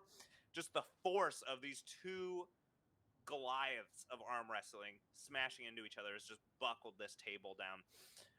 And it takes like 3 minutes for the crowd to calm down. People have like, as they were inching closer and closer, people have full like your bear hug led to an entire tavern bear hug. Just like everyone is fucking hugging. I'm like creeping away in the corner, like don't touch me. We're all feeling the vibe. I know, but it's like a barroom brawl, but the opposite.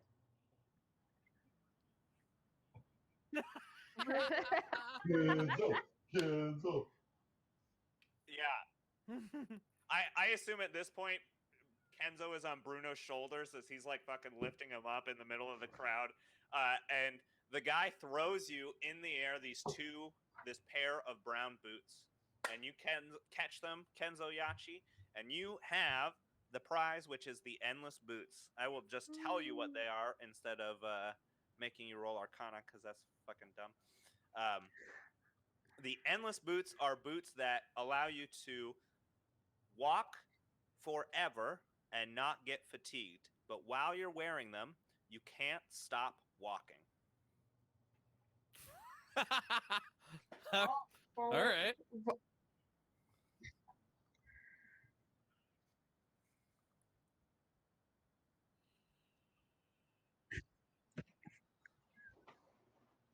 Don't mess up my loot pile. Those boots were made for walking, and that's just what they do.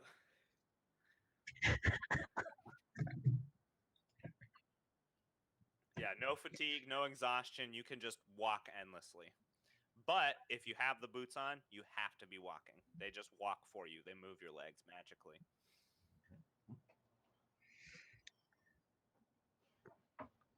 So that is the arm wrestling competition.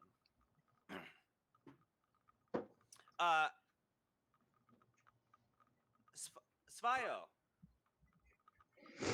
was I correct in hearing you saying that when Barley Woodwhistle was called up, he was sitting in a chair, Passed the fuck out. passed out, asleep? Oh yeah. Asleep. Okay.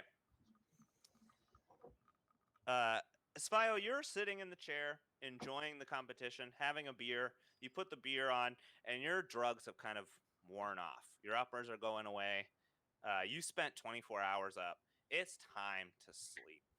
And as you kind of close your eyes and sleep, you're kind of lulled to sleep by the sounds of Danger Zone on the bagpipe.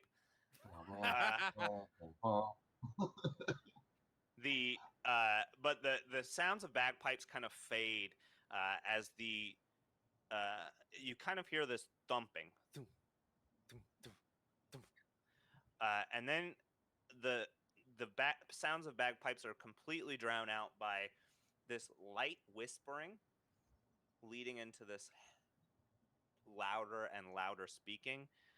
You hear, as you kind of drift to sleep, you hear, "Sign me, sign this, sign me, sign this book, sign it, sign this book." And you fall asleep, and you wake up like jarred to awake.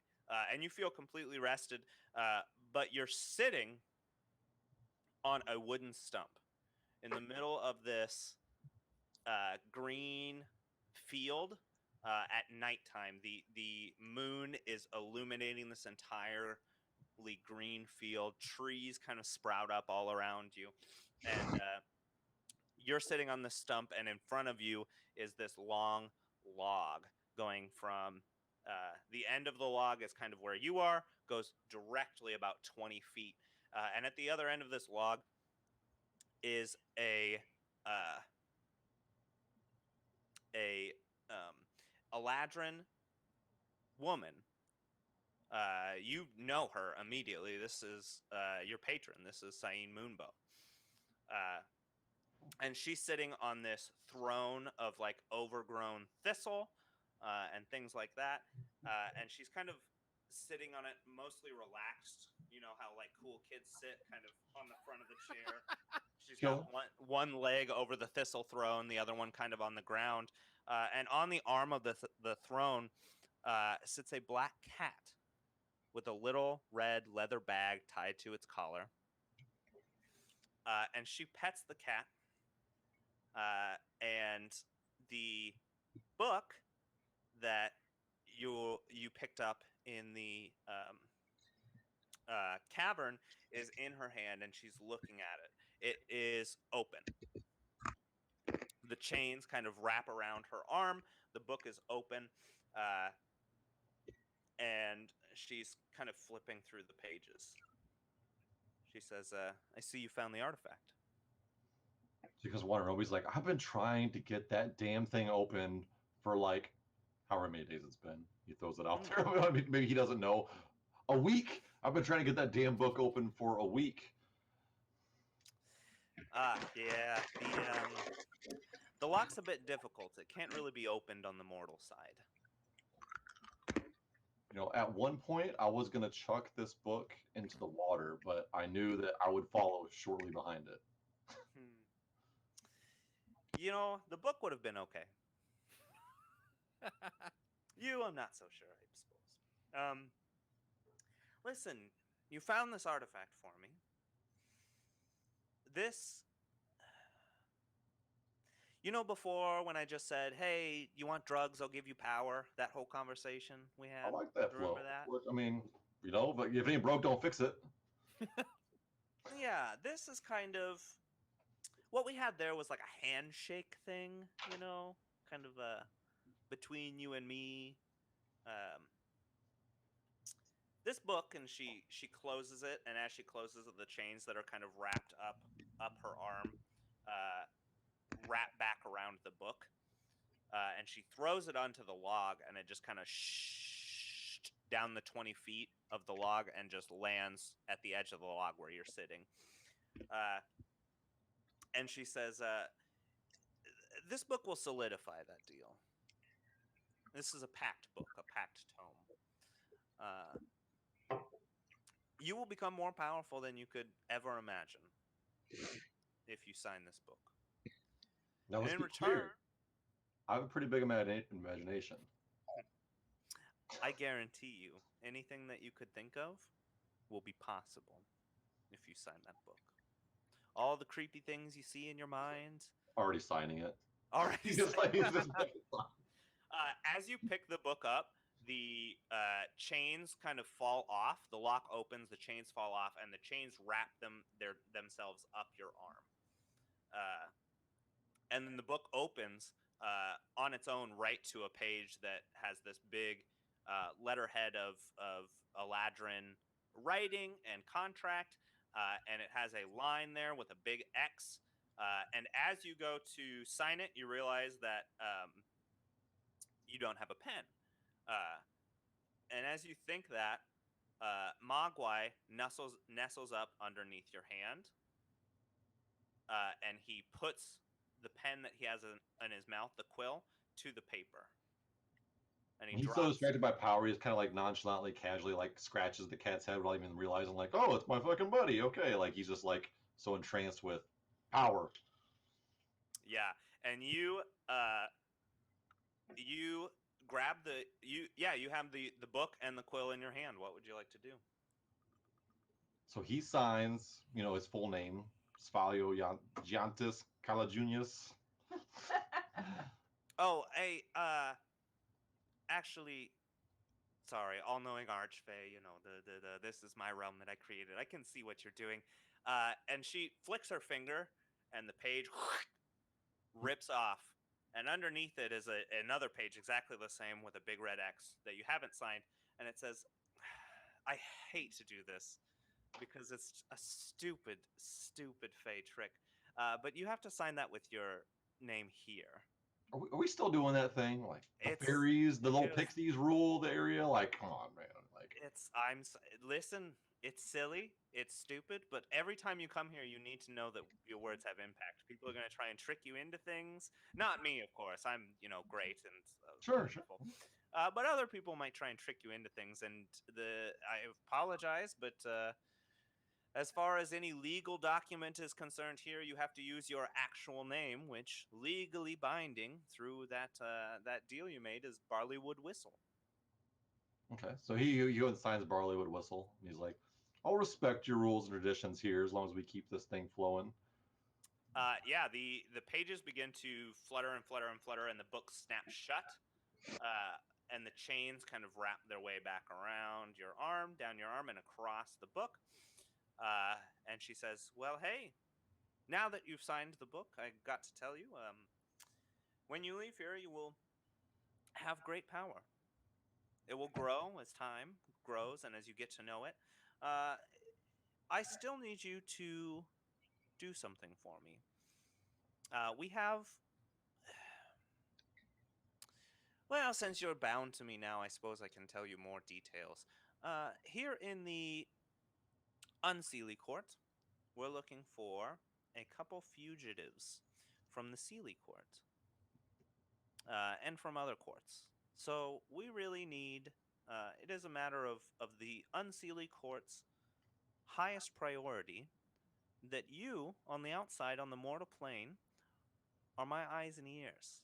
I'm going to send Mogwai with you, this little cat. He's taken a liking to me, but I have a feeling you like at least something attached to him much more than I'm attached to him. But I need you to keep an eye out for not only Elle, but anyone on the, let's say, on the mortal plane that is more fey than mortal. You know what I'm saying? I would say Eladrin, but there are many, many people in the Unseelie courts that are not Eladrin. Pixies, fairies. There are many, many versions of fey goblins and trolls. Anything like that. I need you to keep an eye and report to me immediately. Any sort of fey dealings. What am I supposed to do if I see him? If you need to come here and talk to me, you can simply open the book and write me a letter, and I will get it, and I can write to you back. Okay. So I have done my part. I held up the bargain. I kept a strong eye on Elle. She is she's serving drinks and washing dishes. So Yes, it's pretty fair trade in my book. I a can deal little with strange. power. She may not be the one we're looking for, but you never know with the Seelie Fae, I suppose. Just keep an eye out for them. And as your payment, I'm sending Mogwai and also anything that was previously attached to Mogwai before he got lost in the Feywilds. He's kind of going like, yeah. He's like half paying attention. And he's like opening the pouch and digging through and like big eyes and like a big smile. He's like, yeah. Yes. Well, thank you, Barleywood. And until next time we meet. Thank you. Nice doing business with you. And she snaps her finger, and you just awake to the entire bar going into a big group hug. You can see everyone in the bar going into this giant group hug. And you snap awake, knock over your beer, and a cat jumps from your leg and starts lapping the beer up. And he's looking at the pouch that's in his hand also, and he's just like, yeah, and he hugs the guy next to him. He's like, yeah, I'm happy too. Hell yes. All right. Anything you want to do before the archery competition? Any conversations you want to have or anything like that? Are we together as a group? We kind of partied up a little bit here. Yeah, you guys hang out in the bar for a little while. The people, after a couple, 30 minutes or so, people kind of go back into what they were doing in the fair, the strip. People go back to buying things, or some folks get ready for the archery competition. Everyone's getting invested, and seeing the arm wrestling competition take off in such a way, the first damn event ended in a big group hug with everybody at the fair. People have pretty high hopes for this archery competition. People are getting jazzed.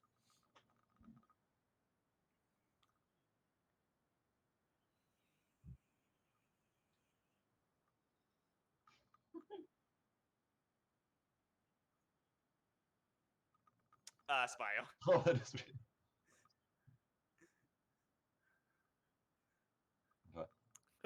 Oh god. Absolutely.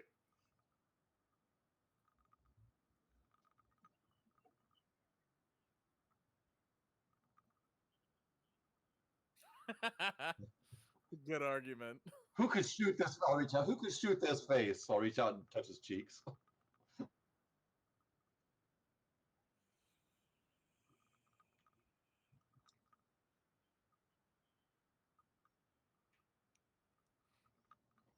Hell yeah. I know I looked at the board. Who the hell did Kenzo sign up to do archery with? Nobody. Kenzo just did arm wrestling. Oh, okay. So he was gonna do no competitions until I signed him up. I suppose. Slacker. Yeah.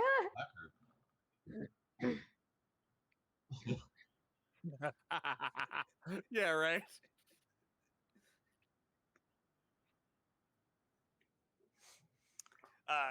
Yeah, so you guys make it to the archery competition kind of starts. It's out away from the fair in this big area where they've set up these haystacks with bullseyes on them, and they're attached to these pull carts that they can pull back at farther distances.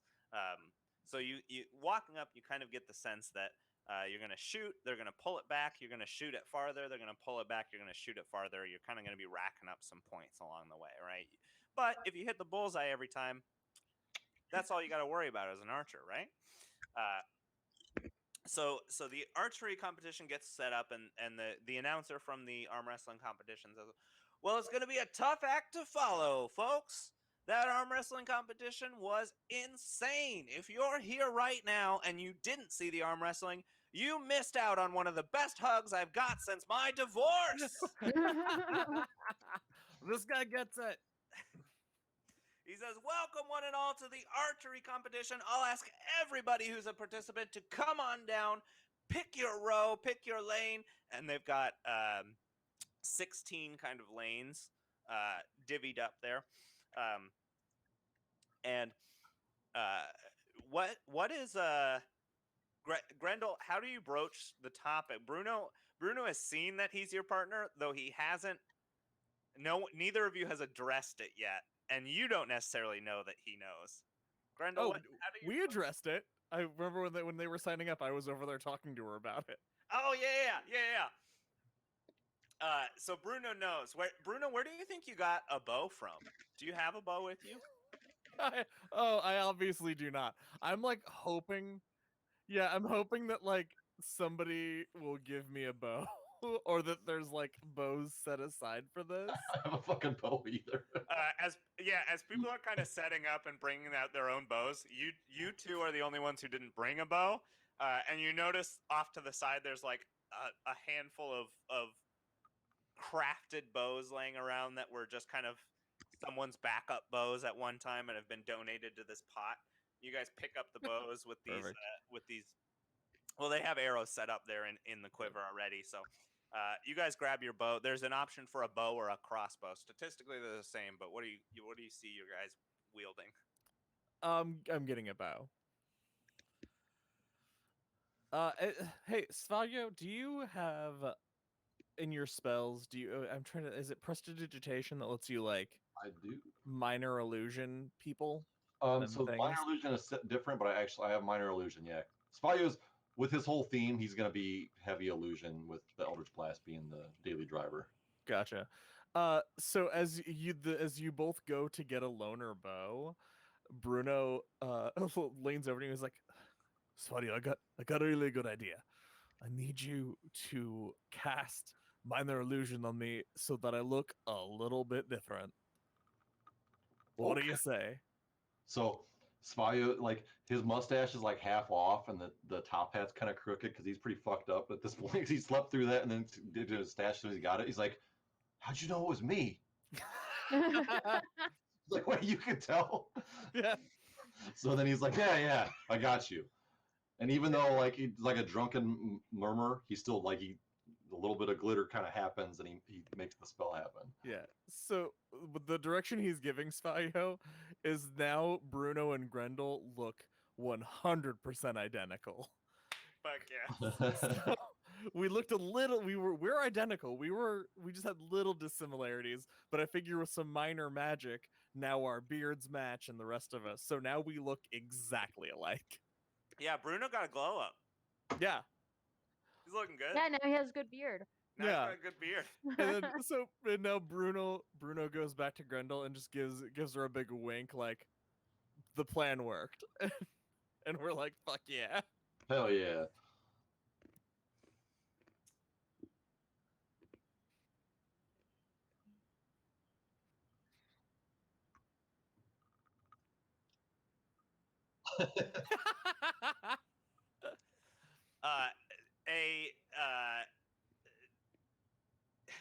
Yes.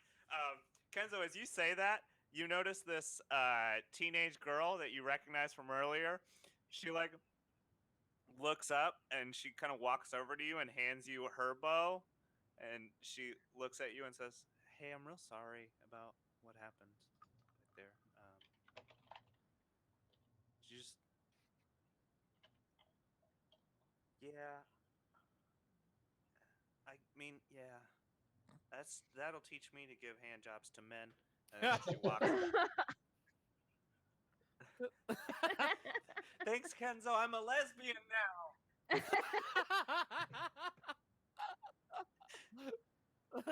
Who wants cunnilingus? As she runs away. Bruno checks to see if Grendel says yes. All right, we're good. So Dice Daddy, I'll leave it to you to set the parameters for this, but as you may have surmised, our Do you want to do a deception to make Grendel shoot every shot? Yes. So one of the things that we did as kids, because we're nearly identical, we've been like switching out all our lives, and so I imagine we have like almost like a country do-si-do. Like we do this little thing that like switches us around. So unless you're really paying attention, you're not sure which one it is. Yeah, go ahead and roll a deception check for me, Bruno. Because you're the one who's going to be shifting around and making Okay. that kind of happen. But roll it with advantage because you have minor illusion. Perfect. Woo! 20. Let's see if it gets better. It does not. 20. 20 is definitely enough. You guys pull this off. Grendel, you can make every Yes! shot. Woo!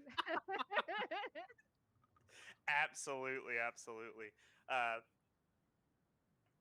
Yeah. I still gotta look like I'm doing it. Yeah. Hell yes. I will say, if you want to match Grendel, you need to pick up a crossbow.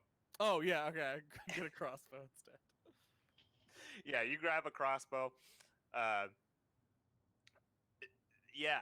So the archery competition begins, and the announcer says, "Just to give you a little idea of what you're fighting for," he pulls out a pair of scrolls, and he says, "Here we have for the duo archery competition, the prize. Paired scrolls. Anything you write on one scroll will be received on the other, and vice versa." Dope. So he puts the scrolls back in his bag, and here's how this will work. There are outer ring, inner ring, bullseye. If you want to, for you and your partner, you both get one shot at each level. You're trying to add points in at the end of the first round. People will be knocked out. At the end of the second round, people will be knocked out until the final round, where whoever gets the most points wins. You take turns, one after the other, or in the case of Bruno and Grendel just goes twice. If you hit the outer ring, it's 1 point, and that has an AC of 10. The inner ring is an AC of 13. The bullseye is an AC of 16. So you're going to roll an attack roll, what you would normally roll for your crossbow or your bow. For Svayo, since you don't necessarily roll with a bow, I'll tell you what that is. It's Yeah, it's a disadvantage. Yeah. a d20 plus your dexterity plus proficiency if you're proficient in bows, which I don't think warlocks are. Simple weapons. I'm guessing it's probably not a simple weapon, right? Oh, might be. The bow is a simple weapon. Maybe not a crossbow.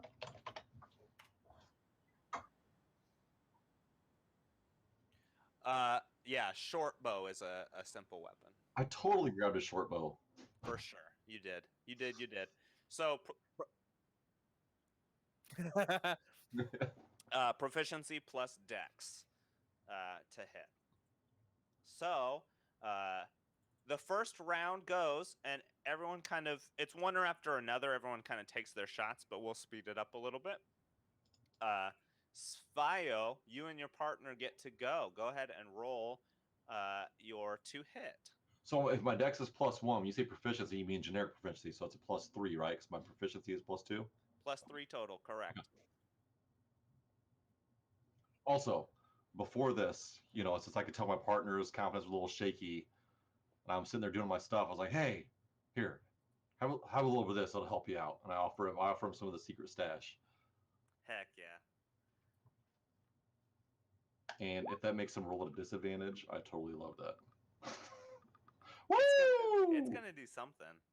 Oh my god! All right, Svayo, you hand him some of the secret stash, and then you take some yourself, and the world zooms in for a second. You grab this bow, and remember that you go to string it, and it feels weird. You remember now that you're a lefty, so you put the bow in your other hand.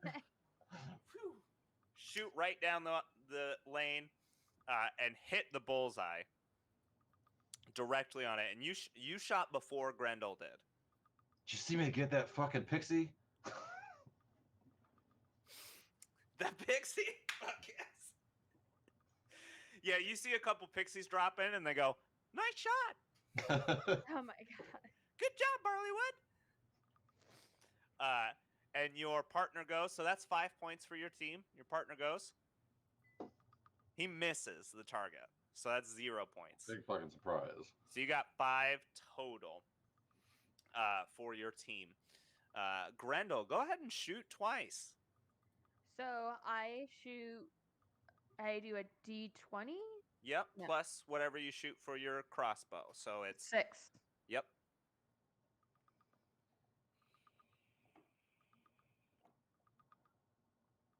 Hell yes. And shoot a Okay. second time. I'm pretty happy right now. Holy fucking shit. Jeez. Yeah. Grendel and Bruno are the last ones to go in this line. And Grendel lines up for her first shot. Crossbow right down the center. Maybe a little slighted by the fact that Svayo got a bullseye on his first try. Not to be outdone. Just boom. Dead center. So hard that it pokes. If you could look on the other end, it's poking through the target a little bit. It goes halfway into the shaft of the arrow. And then you do your little mix up. You do Bruno stands there, but then he fumbles his bow and goes, "Oh no!" And then they switch spots. You help each other reload. You switch spots, and Grendel, with just the pure. Well, you tell me what happens. This is a nat 20. This is the best anyone in Splendor could probably do. What does this second shot look like? I'm still a little bit bugged that Svayo got that well. And so I grab it and then I look at it and then I go chink. Oh, That nonchalant. arrow. Sorry, Just anticlimactic. No, it's fantastic. The centeredness of this shot that you do after you just feel it. You're a little bugged, but you calm yourself down and you feel it. You know you've got this shot. Arrow whizzes straight down, and it lands right on the haft of the other arrow and pushes it the rest of the way through, and then pushes itself through. So there are no arrows on the board anymore. You've got two Badass. arrows that go just straight through the bullseye. And Nice. your team has 10. Your team has 10 points. So with that, in this round, both Svayo and his teammate, whose name is Monlosho. that's what it was, make it to the second round. So now they pull it a little farther away. DCs are increased by 1. So it is 11, 14, and 17, respectively. So Svayo, go ahead and roll for your second round. In between rounds, Spaio kind of wanders up to what he thinks is Bruno. He's like, he's a little bit drunker now. He's like, wait a minute. Did you just talk me into fucking myself over?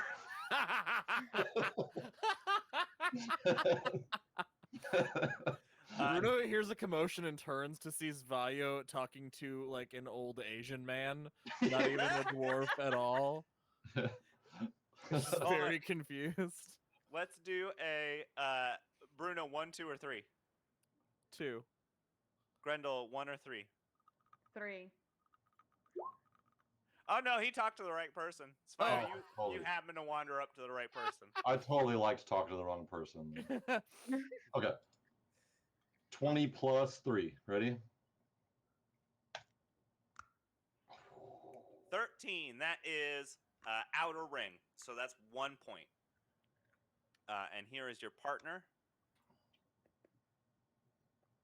Oof. This boy bad. 0 points. Your team got 1 point this round.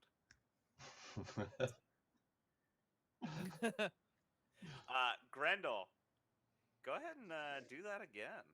Yeah. Bless you. Gesundheit.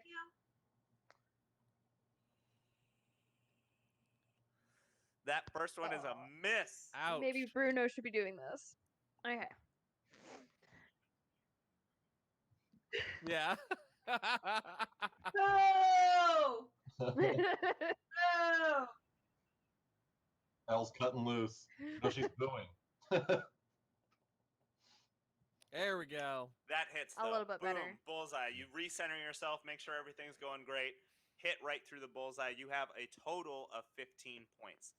Svayo, your team has a total of 6 points, and that is not enough to get to the next round. So Svayo and your teammate, you are out of this round.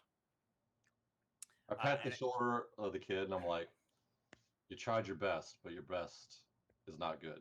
He says, I'm just fucking, I had an off day, all right? Usually, My head is not in the game. he just like gets so fucking mad and breaks his bow, and he says, usually before these things I get a hand job, and now my girlfriend's a lesbian. He throws both pieces of the bow on the ground and he just fucking storms off. That's amazing. I want to, 10 years from now, I want to find out how that guy's story ends.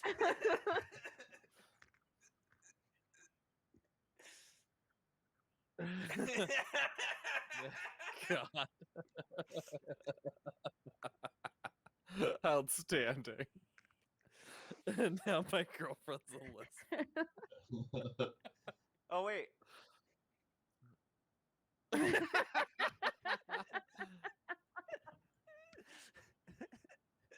Oh, absolutely. That threw him off. He heard her declare to the whole crowd, I'm a lesbian now. I forgot this. Archery. Aw. Oh, you're not supposed to be up there.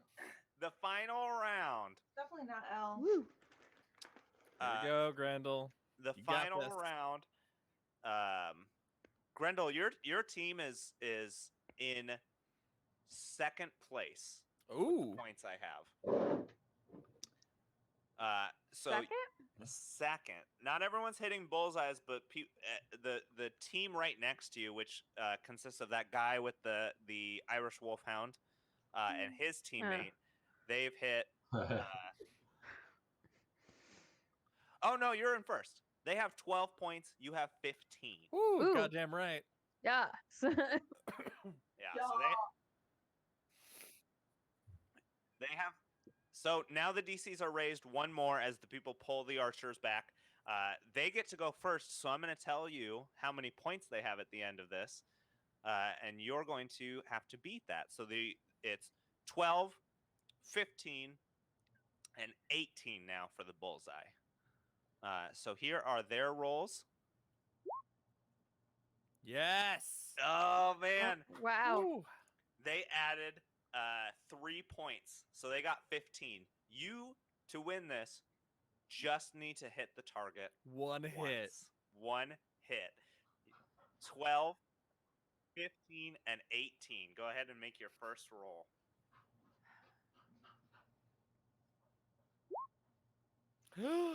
That's a miss. Oh no.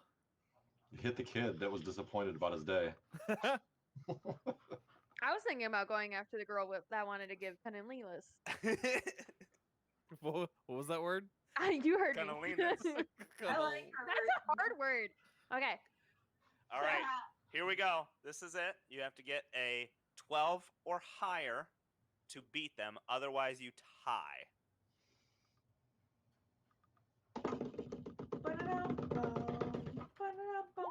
Okay. Woo! 1 point. You guys win the archery competition with 16 points versus their Wow. 15. The crowd Wow. stands up, goes wild. Some guy who probably ran back to his cottage to go get it and comes back, starts playing Highway to the Danger Zone on a bagpipe. Just kind of like as a nod, like, I was there before, I know. And yeah, that all happens.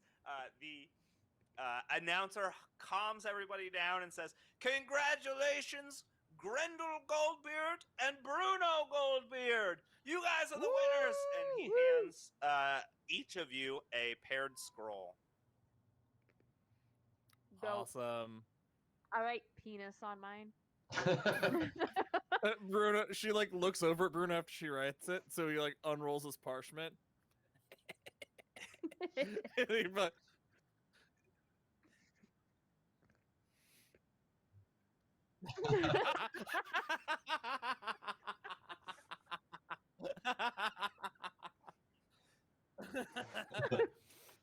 awesome. Kenzo, do a perception check real quick.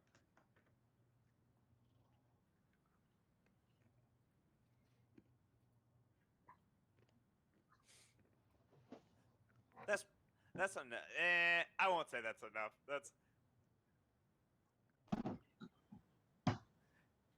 Yeah, it's not. It would have just been a funny moment. I'm sure it'll come up later in conversation. Roll another perception check. Just You for said fun. they're called. Yeah, Yeah, they're you called definitely paired don't know. scrolls, right? You know what's funny Yeah. is it's not even something that matters at all, but now you'll never know what it was. You'll never hear that joke. So Oh no. matters absolutely none. But it was a perception check to see if you got to hear my joke, and you failed. Oh.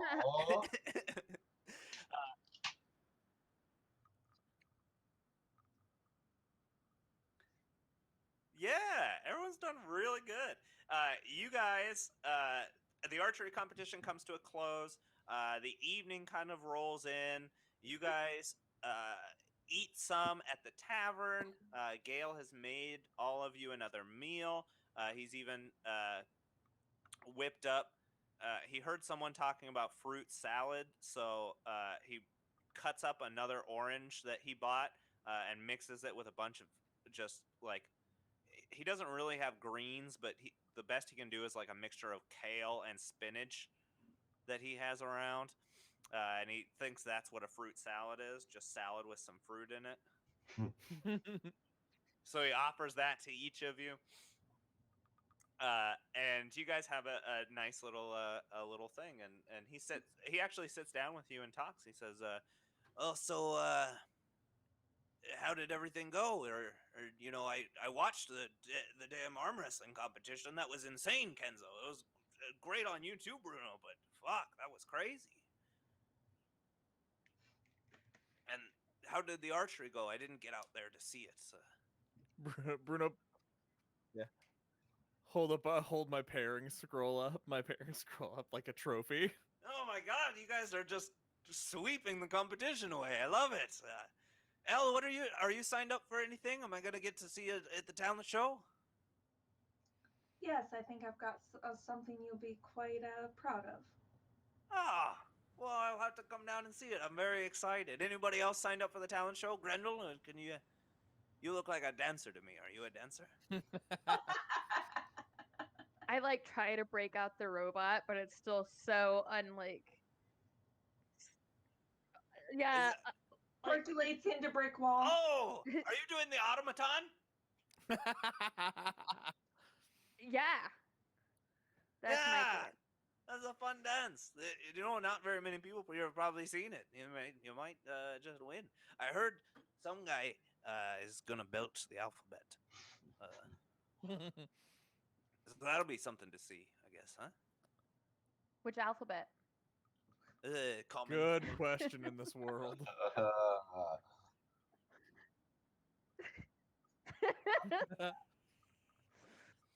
I mean, he's kind of a young kid. I think he just knows common.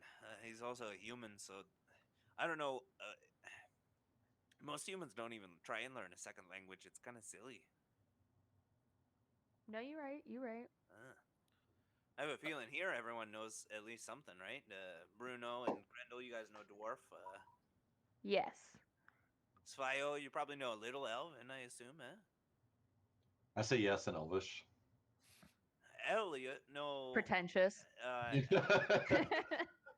You know elven as well. You're not quite an elf, are you? I don't know what you are. What? Is that rude to ask? That's a little racist, my friend. I'm a badass if you're trying to find out, Sorry. sir. He's already a little tense about the bartender because he kind of has a thing for L. Listen, you're right. I'm sorry, I fucked up. It's not enough anymore not to be racist. You have to be actively anti-racist. So it's... We know the best way to heal division. Oh, I know Orcish. You know Orcish? Ooh. Yes. Yes. Do you know? What do you know in Orcish? Do you know? One time there was this Orcish group duo who came in and sang a bunch of their normal war chants, the Orcish war chants. Do you know any of those? I try not to. No, let's hear one. Slam the No. table. Drinks. Let's hear one. Yeah. Bruno pulls out his bagpipes. Oh, we got some music. Great. Sing a little bit of Orcish for us. Come on. And he If anyone knows how to party, it's orcs. And then I start singing, "Do you ever feel like a plastic bag?" In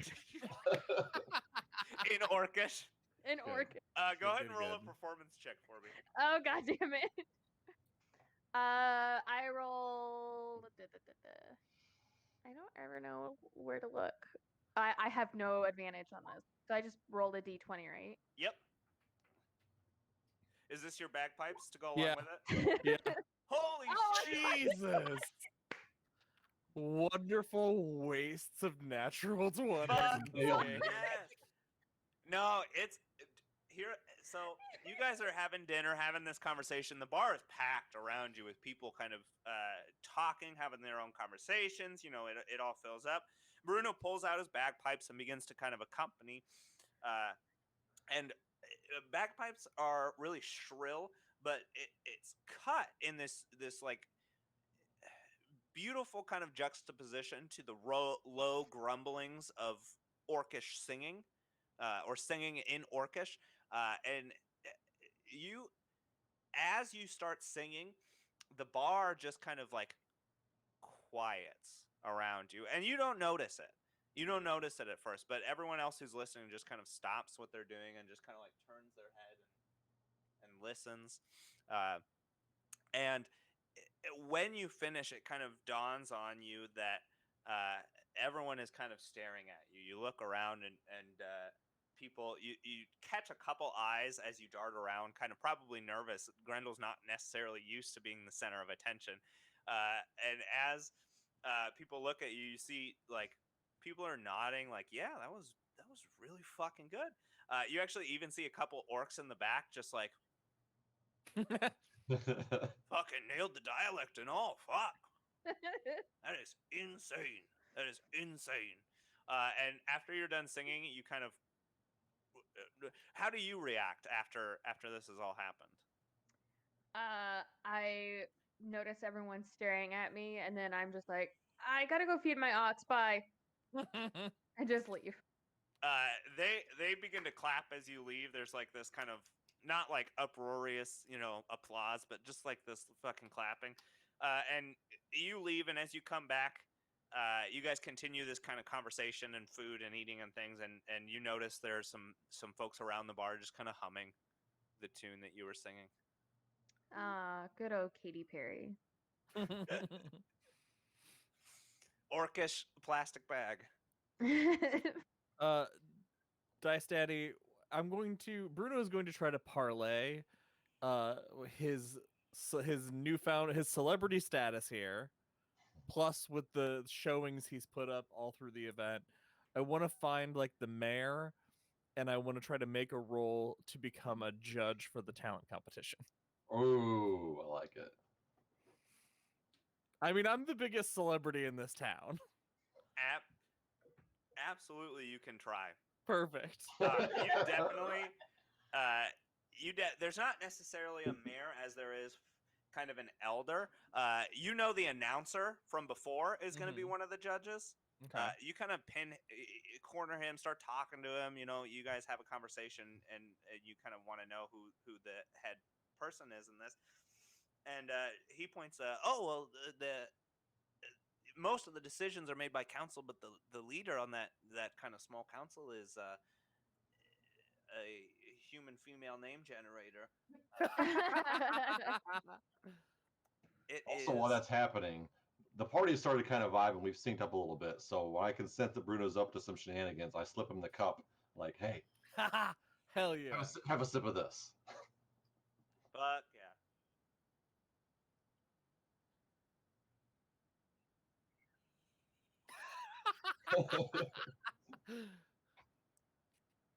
Hell yes. Do Bruno, you're gonna get help action on this. In addition to, if you're using the cup, you get the advantage on it's deception rolls. It's So you'll have deception. to decide if you want to lie or not, or Yeah. you could just try and tell that diplomatize them or persuade them. I think it's persuasion in this. But the announcer just kind of points and he says, the elder on that is Indra. She's right down there at the edge of the bar, just kind of eating her soup. So if you wanted to go talk to her, maybe you could get on as a guest judge. There's, it's funny because there's two judges, so having a third judge would really help as a form of tiebreaker, right? You know what? So. I'm gonna use that. Yeah. What's the announcer's name? Did we give him a name? No, he doesn't have a name. His name is Nobrin. Nobrin Stursk. Classic Norbrin. Yeah, go ahead. All right. Kind of fun. So Bruno puts his ale in the silver goblet so he's ready to be casually drinking out of it as he walks up to Indra. Council leader Indra, how are you this fine night? Congratulations on the wonderful fair. Well, thank you, Bruno. Thank you so much. Please come have a seat. It's good to see you. Oh, thank you. It's I can't tell you how much fun I've had in your village. Everyone is so wonderful. You've embraced me with open arms. I really feel a sense of community here. Bruno, that's so. Thank you. That's so good to hear. Absolutely. No, I don't want to take up too much of your time because I know you're a very busy lady and you've got a lot to do before the end of the festival. But I just found out I was talking to my old pal Norbin Stursk, and he brought up that you got two judges for the talent competition, it might be helpful to have a third if there's a tie. And so I thought, as you know, as a celebrity who's found uh, wonderful community here, I think I'd love to be a part of your event. And you know what? I think I should do it. You know what? That's a great idea, and it's a fun. You know what? I'll do it. And he shakes it. He holds his hand out like it was her idea. Go ahead and do a persuasion check or whatever you think this skill roll would be. Oh man. I want to go deception because I have advantage, which is why I said I'm like saying, you know what? You talked me into it. Norbert said it's the play. Yeah, I'll allow that. You have advantage with +2 from the help action. Oh, they're both 10. They're both 10. Is it 10 total? That is a Do you have 10 0 total. Perception. Oh Plus- no, a 12. It's a 12. +2 from Yeah. Kenzo. She says, So 14. Bruno. Hold on, I gotta think. I like seeing him This having to decide in character. the really decide. Bruno, I think, you know, and she just kind of puts her hand out and grabs your hand and shakes it and says, Awesome. that would be fine. I would ask if you have some time, if you'd like to sit and enjoy my soup with me. Oh, soup. All right. Yeah, I'd be happy to spend some time with you as long as I'm not being a bother. No, of course not. I'd love to talk and chat. Fantastic. And she begins to talk with you. No, really, she just likes talking to people. You get a Cool. very warm vibe from her. She enjoys what she does. She loves this town and the fact that you are so high up on it. And she knows your name. She mentioned, she says, I've never been out to. I was out to Splendor once, but the time I went was way before you were born, probably, or maybe before you got there.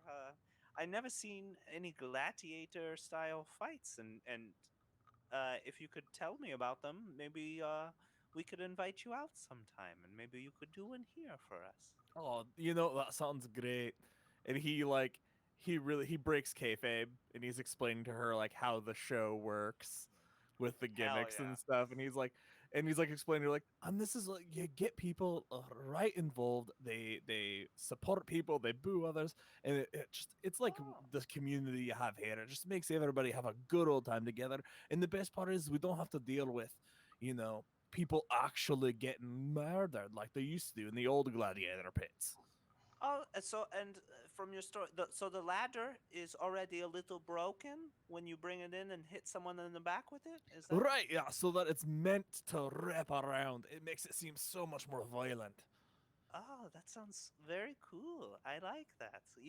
You'll have to put me in touch with whoever I need to. I can send letters, and maybe they can come down and we can set up a little arena here for a day or two. It'd be very fun. I would like that. I think we can absolutely do that. Thank you.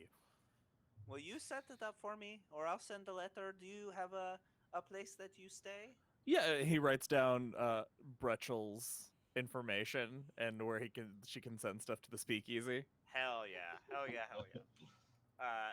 Yeah, so you have that little conversation. We are kind of at the end of our time, so as much as I'd love to do the talent portion, I think it would take up a little bit too much time. We'll just do the talent show when we come back. I'd like to make a proposal because Grendel and Kenzo are not in the talent show, and I'm a judge, so I can't be involved. And I think the two of you should pitch talents from NPCs we have not met yet. So like Hell yes. Svaggio and Elle are gonna go up on stage and they're gonna do whatever. You should just like make up an NPC, decide what their talent is, and then pitch it when we do the talent competition. Yeah. Yes, I like it. I'm down. Hell yes. For the next 2 weeks, if you want to think of a good, like, I'll probably ask for like 4. If you want to think of like 10 and just come up with one on the spot. Awesome. Easy peasy. Or if you just want to think of it on the fly, go right ahead. But think about what you think these other NPCs' talents are. We already know one talent in this is going to be burping the alphabet. Oh, The wait, other I have talents- dibs. I have dibs on the helicopter. So, Gross. It's Can't not wait. that good. Don't be worried. Hell yes, I'm excited. We have 2 game champions. We have the arm wrestling master Kenzo Yachi and the archery duo themselves, Grendel Goldbeard and Grendel Goldbeard. And maybe next week we'll get a third dub and find out what those penguin tokens do. Yeah. hey. I'll Oh, tell man. you right now, El, you're the only one in the talent competition, and if you don't win, you might never find out what those penguin tokens Oh do. shit. All right. Really I'll excited catch you about guys in a few weeks. Hell See you yeah. in a few weeks. Yeah. So, yeah. Bye. Peace. Peace and love.